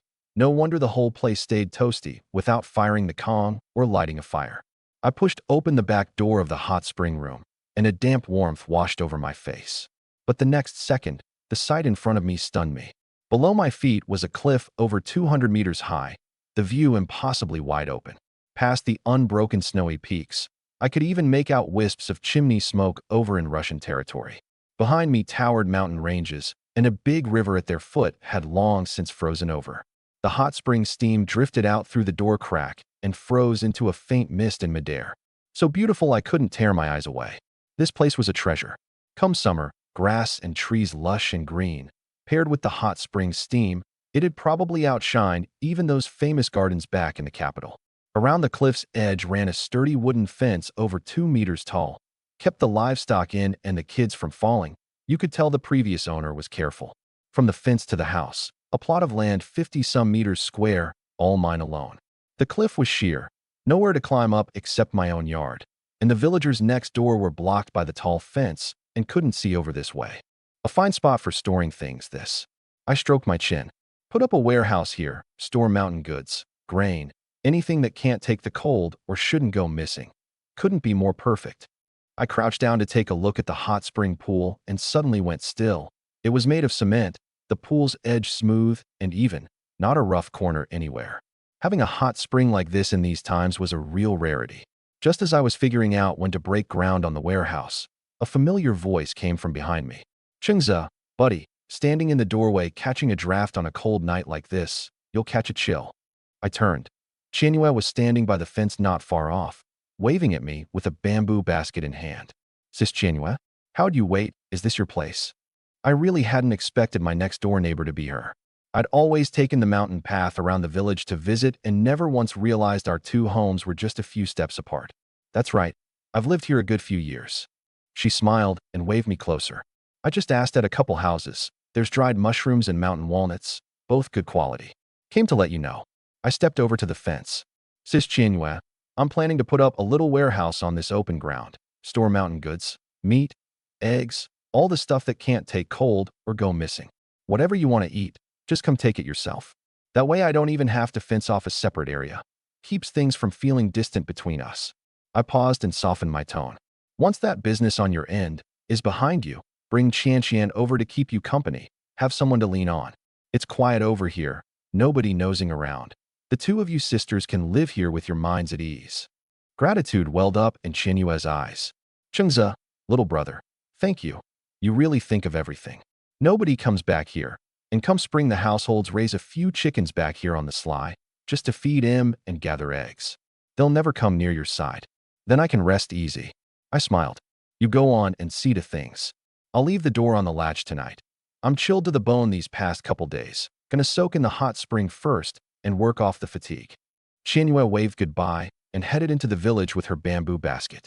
I went back into the hot spring room, pulled the door to, peeled off my clothes and slipped into the warm water and let out a contented sigh. Water's just the right temperature. Leaning against the pool wall with my eyes closed, I fully unwound. Never figured this out-of-the-way Longjiang village would have a natural hot spring, gorgeous scenery, and someone as gentle and thoughtful as Qianyue. This trip wasn't a wasted one after all. The only shame was, if I could soak in the hot spring with a pot of hot tea, taking in all these snowy peaks, well, that'd be a life the immortals themselves wouldn't trade for. Half an hour later, I climbed out of the hot spring. Nothing better to do. Might as well go see what good stuff's on level 4 of the hunting space. Life this era was so monotonous. Aside from working the fields, eating, and sleeping, there wasn't a lick of entertainment. No wonder every household could pop out a whole brood of kids. In the future, you'd scroll your phone, and a day would vanish in a blink. I grabbed the axe, a thought flickered, my form wavered, and the scene before me twisted. I'd stepped onto level 4. But the next second, I froze. The earlier levels at least had chickens and ducks, small beasts, something alive. But this level 4 was empty, not a blade of grass growing. In all that vast space stood only a single towering ancient tree 100 meters tall, blotting out the sky, its trunk so thick 10 grown men linking hands could barely reach around it. Looking at this tree of unknown origin, giving off an eerie air, I had no idea what to make of it. What was this thing? Was it this level's boss? Couldn't figure it out, so I'd just try my hand. I planted my feet, gripped the axe two-handed, let out a shout, and brought it down hard. Thwack! The shock stung the web of my hand. But that trunk, all it lost was a thin sliver of bark, not even a mark left behind. That hard.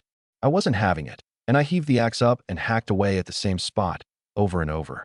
Whack, whack, whack. Sweat soon soaked my clothes. My arms went weak and sore, but the tree didn't budge, like every bit of strength I'd put in had been for nothing.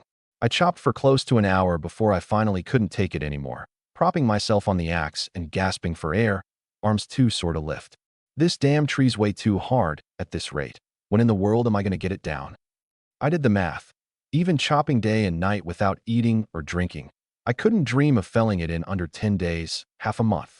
Just as I was full of frustration, all but ready to give up, a cold system voice suddenly rang out in my head.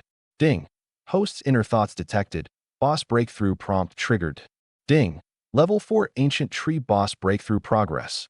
1%. Ding. Reward obtained. 1 pound of Kimun black tea. Ding. Reward obtained. All attributes plus 1. Ding. The ancient tree boss recovers 10% of its HP automatically at midnight each day. Please plan your hunting time sensibly to avoid losing all your progress. My mouth twitched, teeth on edge. So after all that, me sweating buckets chopping for a solid hour, I only broke through 1%, and it recovers 10% a day? This is deliberately messing with a guy. But I caught on quick. It wasn't that the tree was too hard. It was that my physique wasn't up to par and my weapon was too outdated. This busted axe was fine for chickens, ducks, and small beasts, but hacking at this ancient tree boss was truly beyond me. At that thought, my eyes lit up. The axe couldn't cut it, So, what about fire? Once the idea took hold, there was no shaking it. I exited the space, went back to the house, and gathered up all the firewood we had, a big bundle of flammable birch bark, and a whole box of matches, then went back into level 4. This time I didn't swing the axe. I circled the tree, picked a spot with good airflow, stacked the firewood layer by layer against the roots, and spread the birch bark on top to catch. SSSSS. One strike of the match, and the birch bark went up in a blaze, flames spreading along the woodpile. Amid the crackling, orange fire licked up the roots, black smoke rolling up the trunk, filling most of the space in no time. I clapped my hands, backed off 200 meters, found a rock to sit on, crossed my arms, watched the roaring blaze, and cocked the corner of my mouth, muttering smugly, "I'll just sit right here and see whether you burn faster or heal faster." I stared at the fire. A blaze this big, and it still won't kill you? I had it all figured out. The ancient tree was a plant, bound to fear fire, way better than hacking with an axe. And breaking through just 1% had already netted me the tea and the attributes. Actually burn it down, and the rewards could only be richer. The flames climbed higher and higher, licking halfway up the trunk, the charred bark sizzling and peeling off in sheets. The system voice sounded again. Breakthrough 10%. Obtained, tier, 1 wagon wheel axe times 1, all attributes plus 10. A warm current surged through my limbs and every vein all at once, the soreness gone, strength coursing through me. A wagon wheel axe appeared out of thin air in my hand, 1.5 meters long, blade 30 centimeters wide, gleaming cold, heavy but well balanced in the grip, worlds better than that busted axe. This method really works. I laughed. No matter the problem, put your head to it and find the right approach, and there's nothing you can't solve. I was in no rush to check the tree, just sat patiently on the rock, feeding in more wood now and then. Over 4 hours passed, the breakthrough progress climbing from 10% to 20% to 30%, all the way up to crash. The whole space shuddered, and that 100-meter ancient tree, standing who knows how many years, finally came thundering down in the flames, its crown slamming the ground, kicking up smoke and dust everywhere. Right after, a flurry of system voices came surging in like a tide. Level 4 ancient tree boss slain. Level 4 unlock complete. Ultimate reward. All attributes raised to the human ceiling, 100 points each. Ultimate reward. Skill Ebaji Quan, mastery level. Reward, 50 tons of firewood, constant temperature teapot, times 1. Constant temperature teapot. Contains all manner of rare teas. Pour out the matching brew with but a thought. Endless and inexhaustible. Warm year-round. The level 4 boss is permanently dead and will no longer respawn. The host may remodel the level 4 space at will. I froze, then wild joy swept through me. I leapt up off the rock, threw a punch, and cheered. Explosive power brimming through my whole body, like one punch could shatter a boulder. The moves and essentials of Baji Quan crystal clear in my mind, as if I'd trained it for decades. The constant temperature teapot especially hit the spot. Just as I was soaking in the hot spring I'd been wishing, if only I had a good cup of tea. And here it was, granted. A thought stirred, and an antique teapot appeared in my palm. I pressed the spout, and a cup of fragrant Kimon black tea poured slowly out, steam curling up, the weariness melting away. Levels 5 through 10 are livestock farming zones. Both hunting and raising are possible. Proceed to level 5? No. I waved it off without a second thought. I'd already made plans tonight to go ice fishing on the Ushuri River with Donkey and the others, and I wasn't about to miss it. Back in my past life in the capital, I was always hearing the old folks go on about how sweet the cold water fish from the Changbai Mountains were, but I'd never tasted them, let alone experienced the fun of ice fishing. Finally got the chance this life around. How could I pass it up? I put away the teapot and the axe and exited the space. I'd barely gotten back to the house and sat down to savor the fat haul I'd just landed, when a booming shout came from outside the door. "Chingza, buddy, you home? Open up, quick. Us brothers are all set, just waiting on you. Don't want to miss the ice fishing." Coming. I got up and opened the door. Outside stood Donkey bundled in his cotton coat, Iron Egg, Rock, and Dummy behind him, all stamping their feet and rubbing their hands, bulging cloth bundles and gunny sacks piled at their feet. "Finally tracked you down." Donkey grinned and clapped my arm. "We're heading to the Ushuri River tonight to ice fish, camping out the whole night. Rods, ice picks, cookware all ready. Chip open a hole, pull up some fish, and stew 'em right there on the spot. nice and hot. That's exactly my kind of night. I turned and quickly threw on the thick duck-down army coat the team had issued me, grabbed a few potatoes and a handful of eggs to stuff in my pockets, brought out the half-cooked stewed chicken, grabbed a bundle of glass noodles, and finally took my hunting rifle down off the wall and slung it over my shoulder, snapped on my dog fur hat to cover my ears good and warm, and only then headed out with my load. The winter countryside was one vast blanket of white, the little path filled level with snow. One step in, and it swallowed you to the ankle. On the way, Iron Egg, the youngest, came bouncing over. Chingza, big brother, first time ice fishing with us, right? Our Ushiri River ice fishing's one of a kind. Cold as it is, anything that can survive under the ice is a big fish, every one of them, not a single little fry. Chip open a hole and shine a flashlight down there, and the fish go crazy swimming toward the light. You just wait to haul him in. He proudly hoisted his blue cloth bundle. Pots, pans, bowls, big plastic sheet, brought it all. Get there, and we throw up a shelter to block the wind and snow, way better than freezing out on the ice. I hunched my neck and tugged my hat down. This snow's way too heavy. Only December, and it's already this deep. Haven't seen the like in all my years in the capital. It's got to be a good 15, 16 degrees colder here than the capital. You talk and your breath comes out white. Rock chimed in, used to it. Winter's more than half the year around here. Cold from November clear to the end of the following March. Ground frozen too hard to dig, and the mine doesn't dare start up, afraid of accidents. Only 8 months of work all told. That's why a lot of sent-down youths like coming to our team. Another guy named Iron Post added with a laugh. Once the autumn harvests and there's no heavy work. Drinking, cards, fishing, hunting, easy and free, way more relaxed than those teams grinding hard year-round.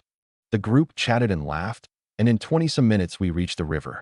The second I stepped onto the ice, it took my breath away. The wide, boundless river's surface was sheathed in thick ice, smooth as a mirror, reflecting the white snow and the far-off trees. Scattered points of firelight dotted the ice like stars in the night sky, distant figures moving about, snatches of laughter and the sound of rods carrying over, lively as anything. Don't mind them. Donkey patted my shoulder. They're all here to ice fish, some old-timers from our team, and some folks from the Russian side across the way.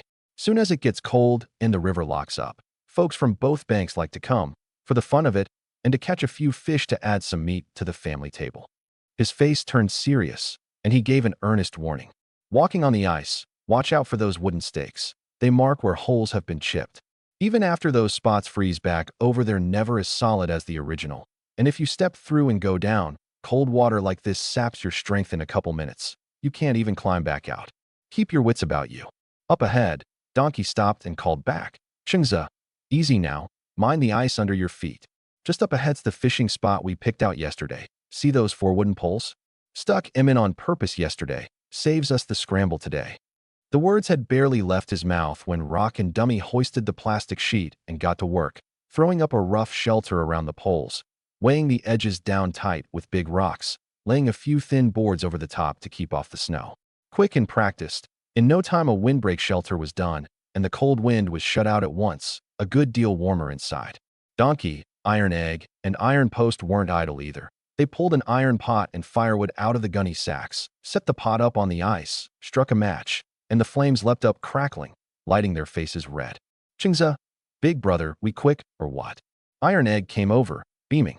Once we pull up some fish, we stew 'em right on the spot, fresh caught, fresh cooked. Throw in frozen tofu, pickled cabbage, plus the potatoes and glass noodles you brought, bubbling away in the pot.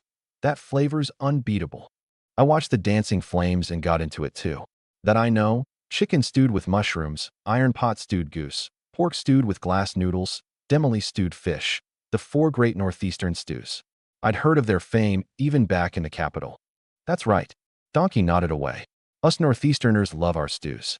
Especially chicken stewed with mushrooms. We've even got an old saying, son-in-law walks in, the chicken meets its end. The son-in-law shows up and you slaughter a chicken to stew with mushrooms for him. Give it a couple days for the snow to let up, and I'll take you up the mountain to shoot pheasant and pick hazel mushrooms. Stew you up an authentic pot. Guarantee 1 bite, and you can't stop. He smacked his lips and added, if we're lucky enough to catch catfish tonight. Back home, I'll have my ma stew us catfish with eggplant. Catfish stewed with eggplant. The old man drools himself to death. That eggplant soaks full of fish broth. So good it'll have you putting away 2 extra bowls of rice. I sat at the edge of the shelter listening to them go back and forth, watching the flames dance, and suddenly I sort of got why Northeasterners tend to be tall and big-built. Folks here can really eat, and they really know how to eat. In just 20-some minutes, the water in the pot came bubbling to a boil. The guys crowded around the fire warming their hands, while not far off, in 4 ice holes, fish hooks dangled quietly in the clear river water. Don't just warm your hands, brothers. I rubbed mine together. I brought chicken and glass noodles. Let's eat good tonight. Meant to bring mushrooms to stew, but I left in a rush and forgot. So let's stew up a pot of chicken and potatoes first to tide us over, and drop the fish in once we catch some. As I spoke, I lifted a big hunk of oil paper-wrapped chicken out of my cloth bundle, unwrapped it, and slid it in along the edge of the pot to blanch. The pot held water melted from fresh snow that morning, clear and clean, just right for blanching. Later, for stewing broth and boiling fish, we could just scoop river water straight up, the Ushuri's water pure enough to drink as it is. Donkey and the others looked at that chunk of plump, tender chicken, all a little embarrassed. Chungza, buddy, you're treating us like strangers. We just came to fish for the fun of it. What did you bring all this good stuff for? Catch a single one out of this river, and it's enough to stuff the lot of us. Dead of winter, they're all fish over a meter long. A villager, face flushed red from the cold, chimed in, full of pride. Let me tell you, back in '62, when the commune organized a fish haul, a few of us together pulled up a carp over 3 meters long, thicker around than a grown man's waist. Took several of us, and we still couldn't hold it down. Heard someone on the far bank once dragged out a fish over 5 meters with a tractor, scales big as your palm. Scary, huh? The guys went back and forth, warmth all through them. They could tell at a glance this was a proper home-raised chicken, meat fresh and tender. In these lean, hard times, a home-raised chicken was a rare thing, and Li Chungza had hauled it all this way to share out. That kind of heart was hard to come by. A city fella from the capital, not a shred of airs about him, and this generous on top of it. Worth getting to know. I waved a hand and gave an easy laugh. Already brought it, so let's all eat. Joy shared beats joy alone. Stirring the scum in the pot, I went on. Truth be told, before I came I was fretting I wouldn't take to the village food, so I made a point of bringing 10 pounds of chicken and over 100 eggs, figuring if it came to it I'd cook for myself. But who'd have guessed, just a few days in and the folks are already looking after me this well. Share out grain. And Auntie Lee and Annie Wong even gave me a jar of their own pickled cabbage, crisp and real tasty. Went to thank him yesterday, and Annie Wong said come spring she'd help me make bean paste and pickle sweet garlic, so I can get a taste of home right here. Sounded easy the way I said it, but inside I was tickled pink. When I left the capital, I'd only brought $200 and some grain coupons. Worried country life would be tight. Who'd have thought a few days in and I'd awaken a golden finger, plus get such tender care from the folks. This wasn't going down to the countryside to suffer. This was coming out here to cut loose and live free and easy. Huh, you sure know how to talk, kid. Dummy scratched his head and laughed. That Auntie Lee you mentioned is my ma, and Annie Wong's this kid's ma. He pointed at Iron Egg. Oh right, my real name's Wong Fuguwei, and this kid's Li Jiaqiang, but everyone in the village calls him Iron Egg. Right, Chungza, buddy, just call me Iron Egg. I'm not even used to my real name, Iron Egg said, scratching the back of his head shyly. Right as we were chatting away, not far off, an ice hole let out a great splash. Donkey and Dummy reacted fastest, springing up almost instantly and rushing over to grab the rods. Call them rods, but really they were just shafts whittled from hardwood with fishing line wound around a few times, an earthworm on the hook. Crude, but they did the job. Whoa, man alive, that's some real force, big fish on the hook. Donkey gripped the wooden shaft, the line yanking his arm till it ached, but his face was pure excitement. Hauling back for all he was worth, he shouted, Iron Egg, rock, grab the net, scoop it up, don't let it get away. Iron Egg snatched up the big fishing net and ran to the hole, sprawling flat on the ice, body leaning forward, eyes locked on the goings-on down in the hole. Rock quickly crouched behind Iron Egg, both hands clamped tight around his thighs. Dead of winter, the river water bone-piercing cold, the consequences of actually going and didn't bear thinking about. Iron Post came over with an iron hammer, pulled out a flashlight, and shone it down the ice hole. Donkey Fuguwei, I got the light on it. Pull hard. I see the fish's shadow. It's a big one for sure. First time in my whole life seeing a scene like this. Curious and worked up both, I edged in too. up on my toes, craning my neck to look, not daring to breathe loud, terrified of spooking that fish. Donkey and Dummy's faces were purple with strain, veins bulging on their arms as they hauled back with everything they had. By the flashlight's glow, I finally made it out. That fish was thrashing violently in the water, one flick of its tail throwing up a spray of water and ice. Its force astonishing, nearly yanking the two of them face first several times. Give it more. It's almost up. Dummy roared through gritted teeth. Finally, a huge grass carp got dragged clean out of the ice hole, slamming down hard on the ice with a smack, tail still beating wildly. My God, that big. Gotta be 30, 40 pounds. I cried out. That fish was a full meter long, body thicker than my arm, round and plump, the meat looking firm just at a glance. Iron Post swung the iron hammer down bam on its head while it thrashed, and the grass carp twitched a few times and went still. Iron Egg scooped it up in the net and hugged it to his chest, grinning from ear to ear. I clicked my tongue, marveling. Back in the capital, I often went to the river to fish with my family too. But there were more people fishing than fish in the river. The fish got caught before they even grew up. Most you'd land was half a pound. Next to this one, that's small potatoes. Everyone crowded around the big grass carp, one saying stew it, another, this big'll keep us going all night, grinning so wide they couldn't close their mouths. Donkey was the quickest. He crouched down and in a few deft moves gutted the fish, scaled it, pulled the gills, and cut it into big chunks. Pot boiling yet, he called back. Long since. Just waiting on the fish. Iron Egg answered. The fish chunks slid down along the churning edge of the pot, and Donkey grabbed a handful of pickled cabbage, dumped in the potatoes and glass noodles I'd brought all at once, sprinkled in salt, and put on the lid. The water in the pot was melted from fresh snow that morning, clear and clean. For topping up later, we could just scoop river water straight in. The old folks in the village said the Ushuri's water was pure enough to drink as it is, sweet and crisp, more refreshing than the well water back in the city. Before long, white steam was pushing out through the gap in the lid, river water bubbling and rolling, the smell of fish mingling with the sour of the pickled cabbage and the smoke of the firewood, filling the whole shelter in an instant, everyone swallowing hard at the smell. Chingza, buddy, give it a taste. Donkey lifted the lid, ladled out a big brimming bowl, and shoved it into my hands. The fish meat was snow white, the broth milky and rich, steam rolling off it. I blew on it and took a big bite. The fish was firm and springy tender, not a trace of muddy taint.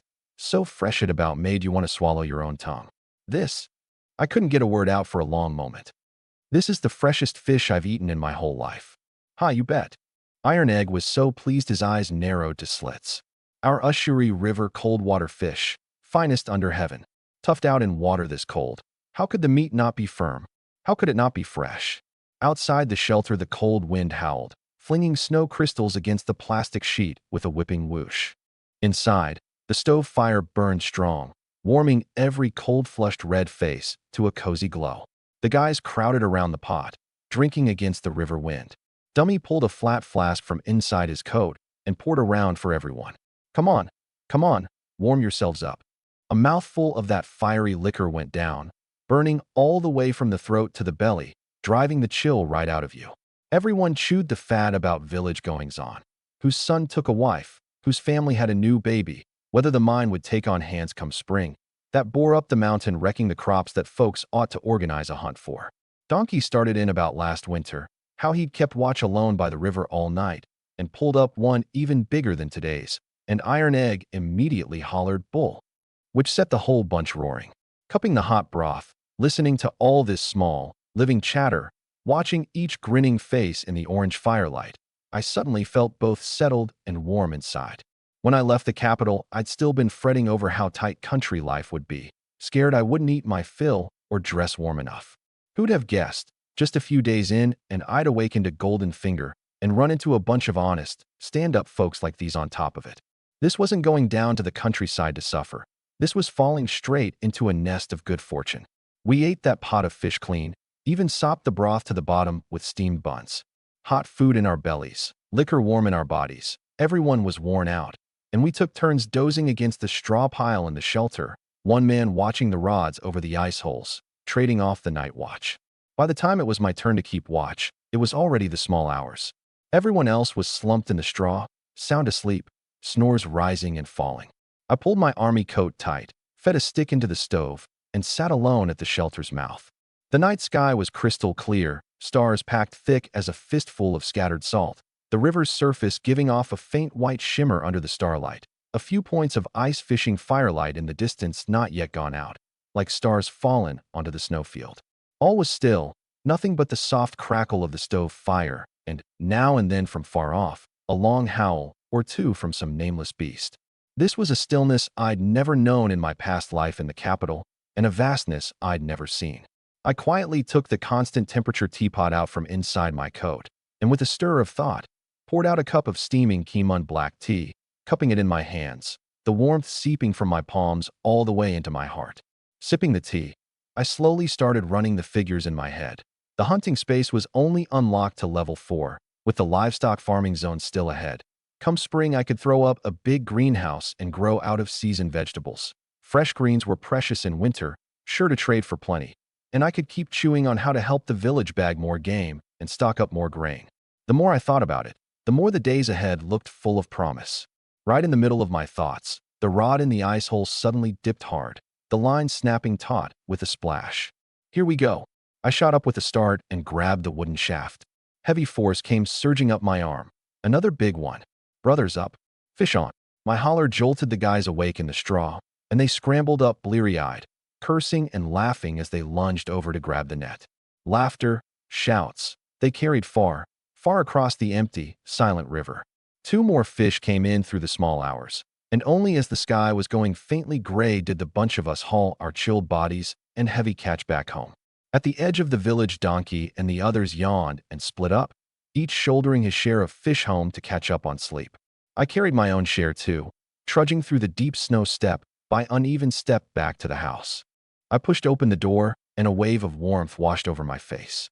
Qianyue, of all things, still hadn't slept. She was keeping watch by the fireplace, a goose egg sizzling and giving up its oil on the iron plate, 2 potatoes buried in the firewood pile, the room drifting with a toasted fragrance. Seeing me come in, she hurriedly got up. "Chengza, little brother, you're finally back? Chilled through, aren't you? Come warm up by the fire, quick." "Sis Qianyue, how come you're still not asleep?" I set the fish down in the corner and stepped over to the fire to rub my hands. "Figured you'd want something hot when you got back."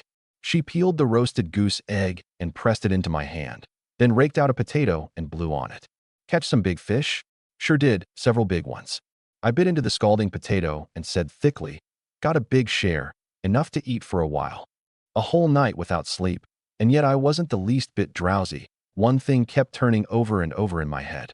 I swallowed the potato and turned serious. "Sis Qianyue, I've been mulling something these past couple days. I want to throw up a big greenhouse, grow out-of-season vegetables." Qianyue blinked. "A greenhouse? Dead of winter, you can grow vegetables?" "You can." My eyes lit up. "Think about it. All this ice and snow. Come winter, every household in the village has nothing but potatoes, radishes, cabbage, then pickled cabbage and salt-cured stuff. Can't lay eyes on a single fresh green leaf. If I can grow cucumbers, tomatoes, baby bok choy in a greenhouse, forget eating it myself. Hand it over to the commune supply co-op, and folks will be scrambling for it. Precious as anything." This idea had first cropped up while I kept the night watch that ice fishing night. The seeds in the hunting space were inexhaustible, top-grade seed for every kind of vegetable, as much as I wanted, and drawing on that constant temperature living water in the space, I'd have no worries raising seedlings or watering. That was a private ace nobody else could even dream of. Qianyue listened wide-eyed. "But that'd take a fair bit of work, wouldn't it? Building the shelter, getting glass, keeping a fire going for warmth. Every bit of it takes money and materials." "The money and materials I'll figure out." I waved a hand with a smile. "First I'll go ask Donkey's grandpa these next couple days. He's an old hand in the village, knows everything. The tricks of putting up a greenhouse, which way to face it, how high to build the walls, I'll go by what he says." Qianyue pressed her lips into a smile, her eyes full of warmth. Your head just works. All right, you go on and get it all arranged, and if you're short on hands, I'll help you." After a rough nap, I stuffed 2 strips of cured meat and a small packet of white sugar in my coat around midday and headed to Donkey's place. Donkey's grandpa was surnamed Zhao, and everyone in the village called him Old Man Zhao. In his younger days, he'd knocked around north and south, a top hand at farming, and now in his 70s his eyes were still sharp and his ears still keen. He was crouched on the kong smoking his dry tobacco pipe. I set the cured meat and sugar down on the Kong, and old man Zhao's eyes went wide. You young fella, coming to visit and bringing a gift this heavy, treating me like a stranger, are you? Grandpa, I've got real business to ask of you. I didn't beat around the bush and laid out the whole idea of putting up a greenhouse to grow out-of-season vegetables. Old man Zhao listened, knocked his pipe bowl against the sole of his shoe, and narrowed his eyes. Greenhouse to grow vegetables. I saw folks do that inside the past years back. Fresh vegetables out of a shelter in winter, rare and worth good money. So what do you reckon? Can it work out here? I asked quickly. Work it can. The old man held up 3 withered fingers. But there's 3 hard parts. First, it's got to face the sun and shelter from the wind, best backed up against a south wall, soak up sun all day. Second, glass is a precious thing, and a whole shelter's worth of it is hard to come by. Third, and this is the killer, keeping it warm at night. In our 30 below weather, the sun drops behind the hill and the vegetables in that shelter will freeze into blocks of ice on you. Something stirred in me. That warmth part was the very thing I fretted over least. That constant temperature living water in the space. Channel a bit of it into the shelter, and there was my natural heat source. Failing that, I had the constant temperature teapot and a charcoal brazier. Right where everyone else got stuck was exactly my strong suit. I nodded without letting anything show. Grandpa, the glass I'll figure out at the black market. Make enough trips and I'll round it up. The warmth you needn't fret over either. I've got it planned. I'll just trouble you to help me pick the spot and teach me the trade of raising a shelter. That all right? Old man Zhao looked me up and down, then suddenly broke into a grin, showing a few gapped teeth. You young fella, you're not like the other sent-down youths. The rest of them show up, and all they know is moan about how hard and tiring it is. Only you, dead set on figuring out how to build a real life here. He slapped his thigh. Done. I'll help you with this. These old bones can still lend you a hand. Come on, while the midday sun's good. Let's head to the south of the village and pick you a spot first. Old man Zhao, leaning on his cane, led me to a patch of wasteland at the south end of the village. The spot backed onto an earthen bank that blocked the north wind just right, with a big open stretch in front of the bank opening south, the midday sun even melting the snow a little. Right here, the old man circled a big loop with his cane. Sheltered from wind, facing the sun, close to water too. There's a little creek gully over there. Thaws come spring so you can draw water. Your shelter, build it running south off this bank. Use the bank as the north wall. Saves you a whole side's worth of material. I looked where he pointed, and things got clearer and clearer in my mind. This spot wasn't far from my place, so channeling water and keeping an eye on things later would be easy. There's a knack to raising the shelter. Old man Zhao crouched down, picked up a twig, and started drawing in the snow. Build the north wall thick. Tamp the earth bricks good and solid. It soaks up the sun's heat by day and gives it back off at night, keeps things warm. The south side and the top, that's where you use glass for the light. The shelter can't be too tall. Too tall and the heat won't hold. Can't be too short either, or a man can't straighten his back going in. He drew and explained, and I stood beside him nodding along, committing every detail to memory. Grandpa, hearing you lay it out, now I've got a plan in my head. I said it from the heart. Once I round up the glass and the timber, I'll come get you to oversee the work. Right you are. The old man stood up and brushed the snow off his hands. You've got heart, kid. If this shelter really comes together and turns out fresh vegetables in winter, that's a thing that brings honor to our red flag commune. By then, forget the supply co-op. The commune leaders will come have a look. I agreed with a smile, and gazing at that sun-facing patch of wasteland, I could almost already see the whole shelter green with growth. Jade green cucumbers hanging on the vine, bright red tomatoes bending the branches, crop after crop of dewy, tender baby bok choy. On this drip freezes to ice bank of the Ushuri, growing out a whole shelter of lush green fresh vegetables. Just thinking about it warmed a man's heart. The cold wind still blew, but my step was plenty light. The day of going back to the city was still far off, but this land under my feet, I'd already thought it out, exactly how I'd farm a real life out of it, inch by inch. Before dawn, I tucked my things away and headed out. At my waist hung a small chunk of roe deer hind leg meat, and inside my coat I carried 2 strips of cured meat. That was my capital for the day. The black market didn't recognize money, it recognized hard goods, and especially in the dead of winter, a good hunk of meat could trade for a whole lot of things. Old man Zhao had helped me pick out the foundation for the greenhouse, and a few of the village's young fellas had helped tamp up the north wall's earth bricks. But the hardest thing of all, The glass had me stuck. The supply co-op's glass was planned goods, rationed by coupon, and a single cent-down youth couldn't get more than a few panes approved in a whole year.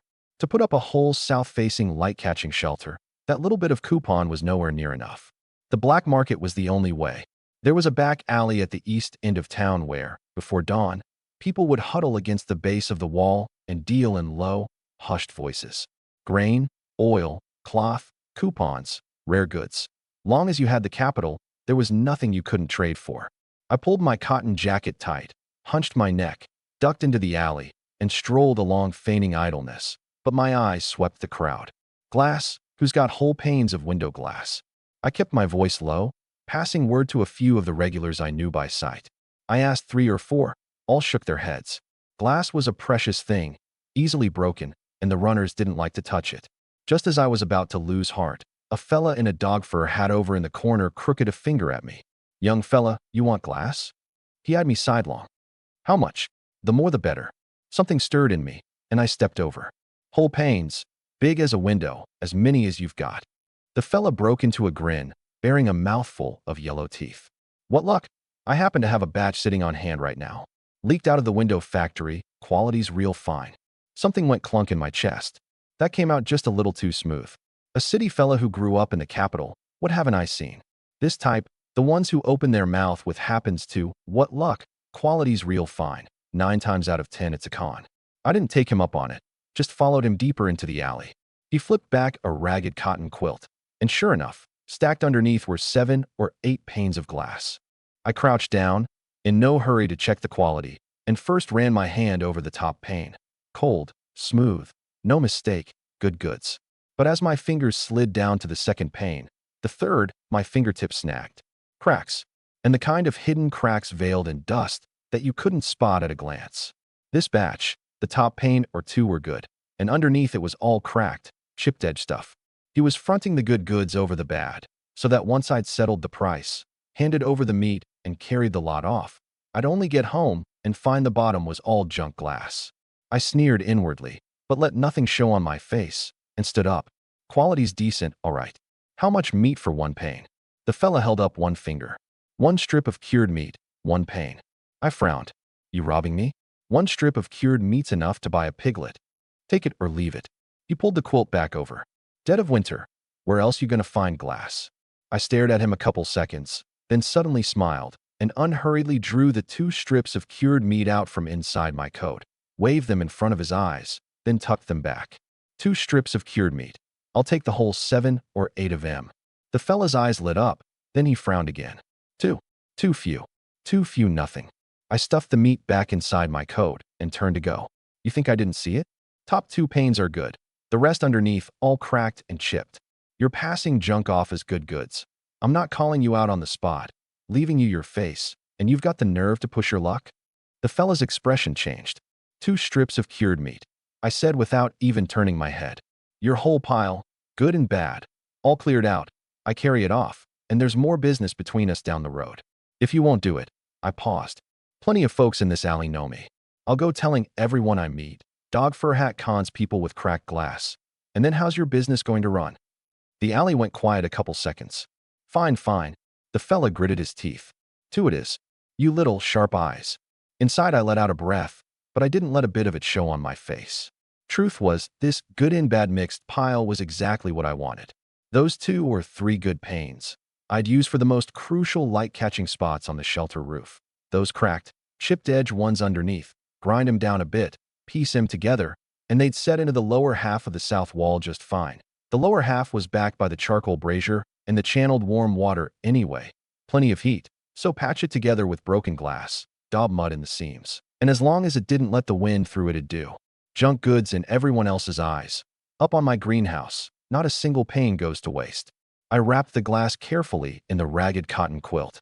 1 strip of meat for a whole pile of glass, worth it. Carrying the glass back, the day had just broken. A string of footprints across the snow, deep and uneven. What I held in my arms was broken glass, worthless in everyone else's eyes, but I knew full well. Come spring, that first crop of fresh vegetables would hinge on the very bit of light these let through.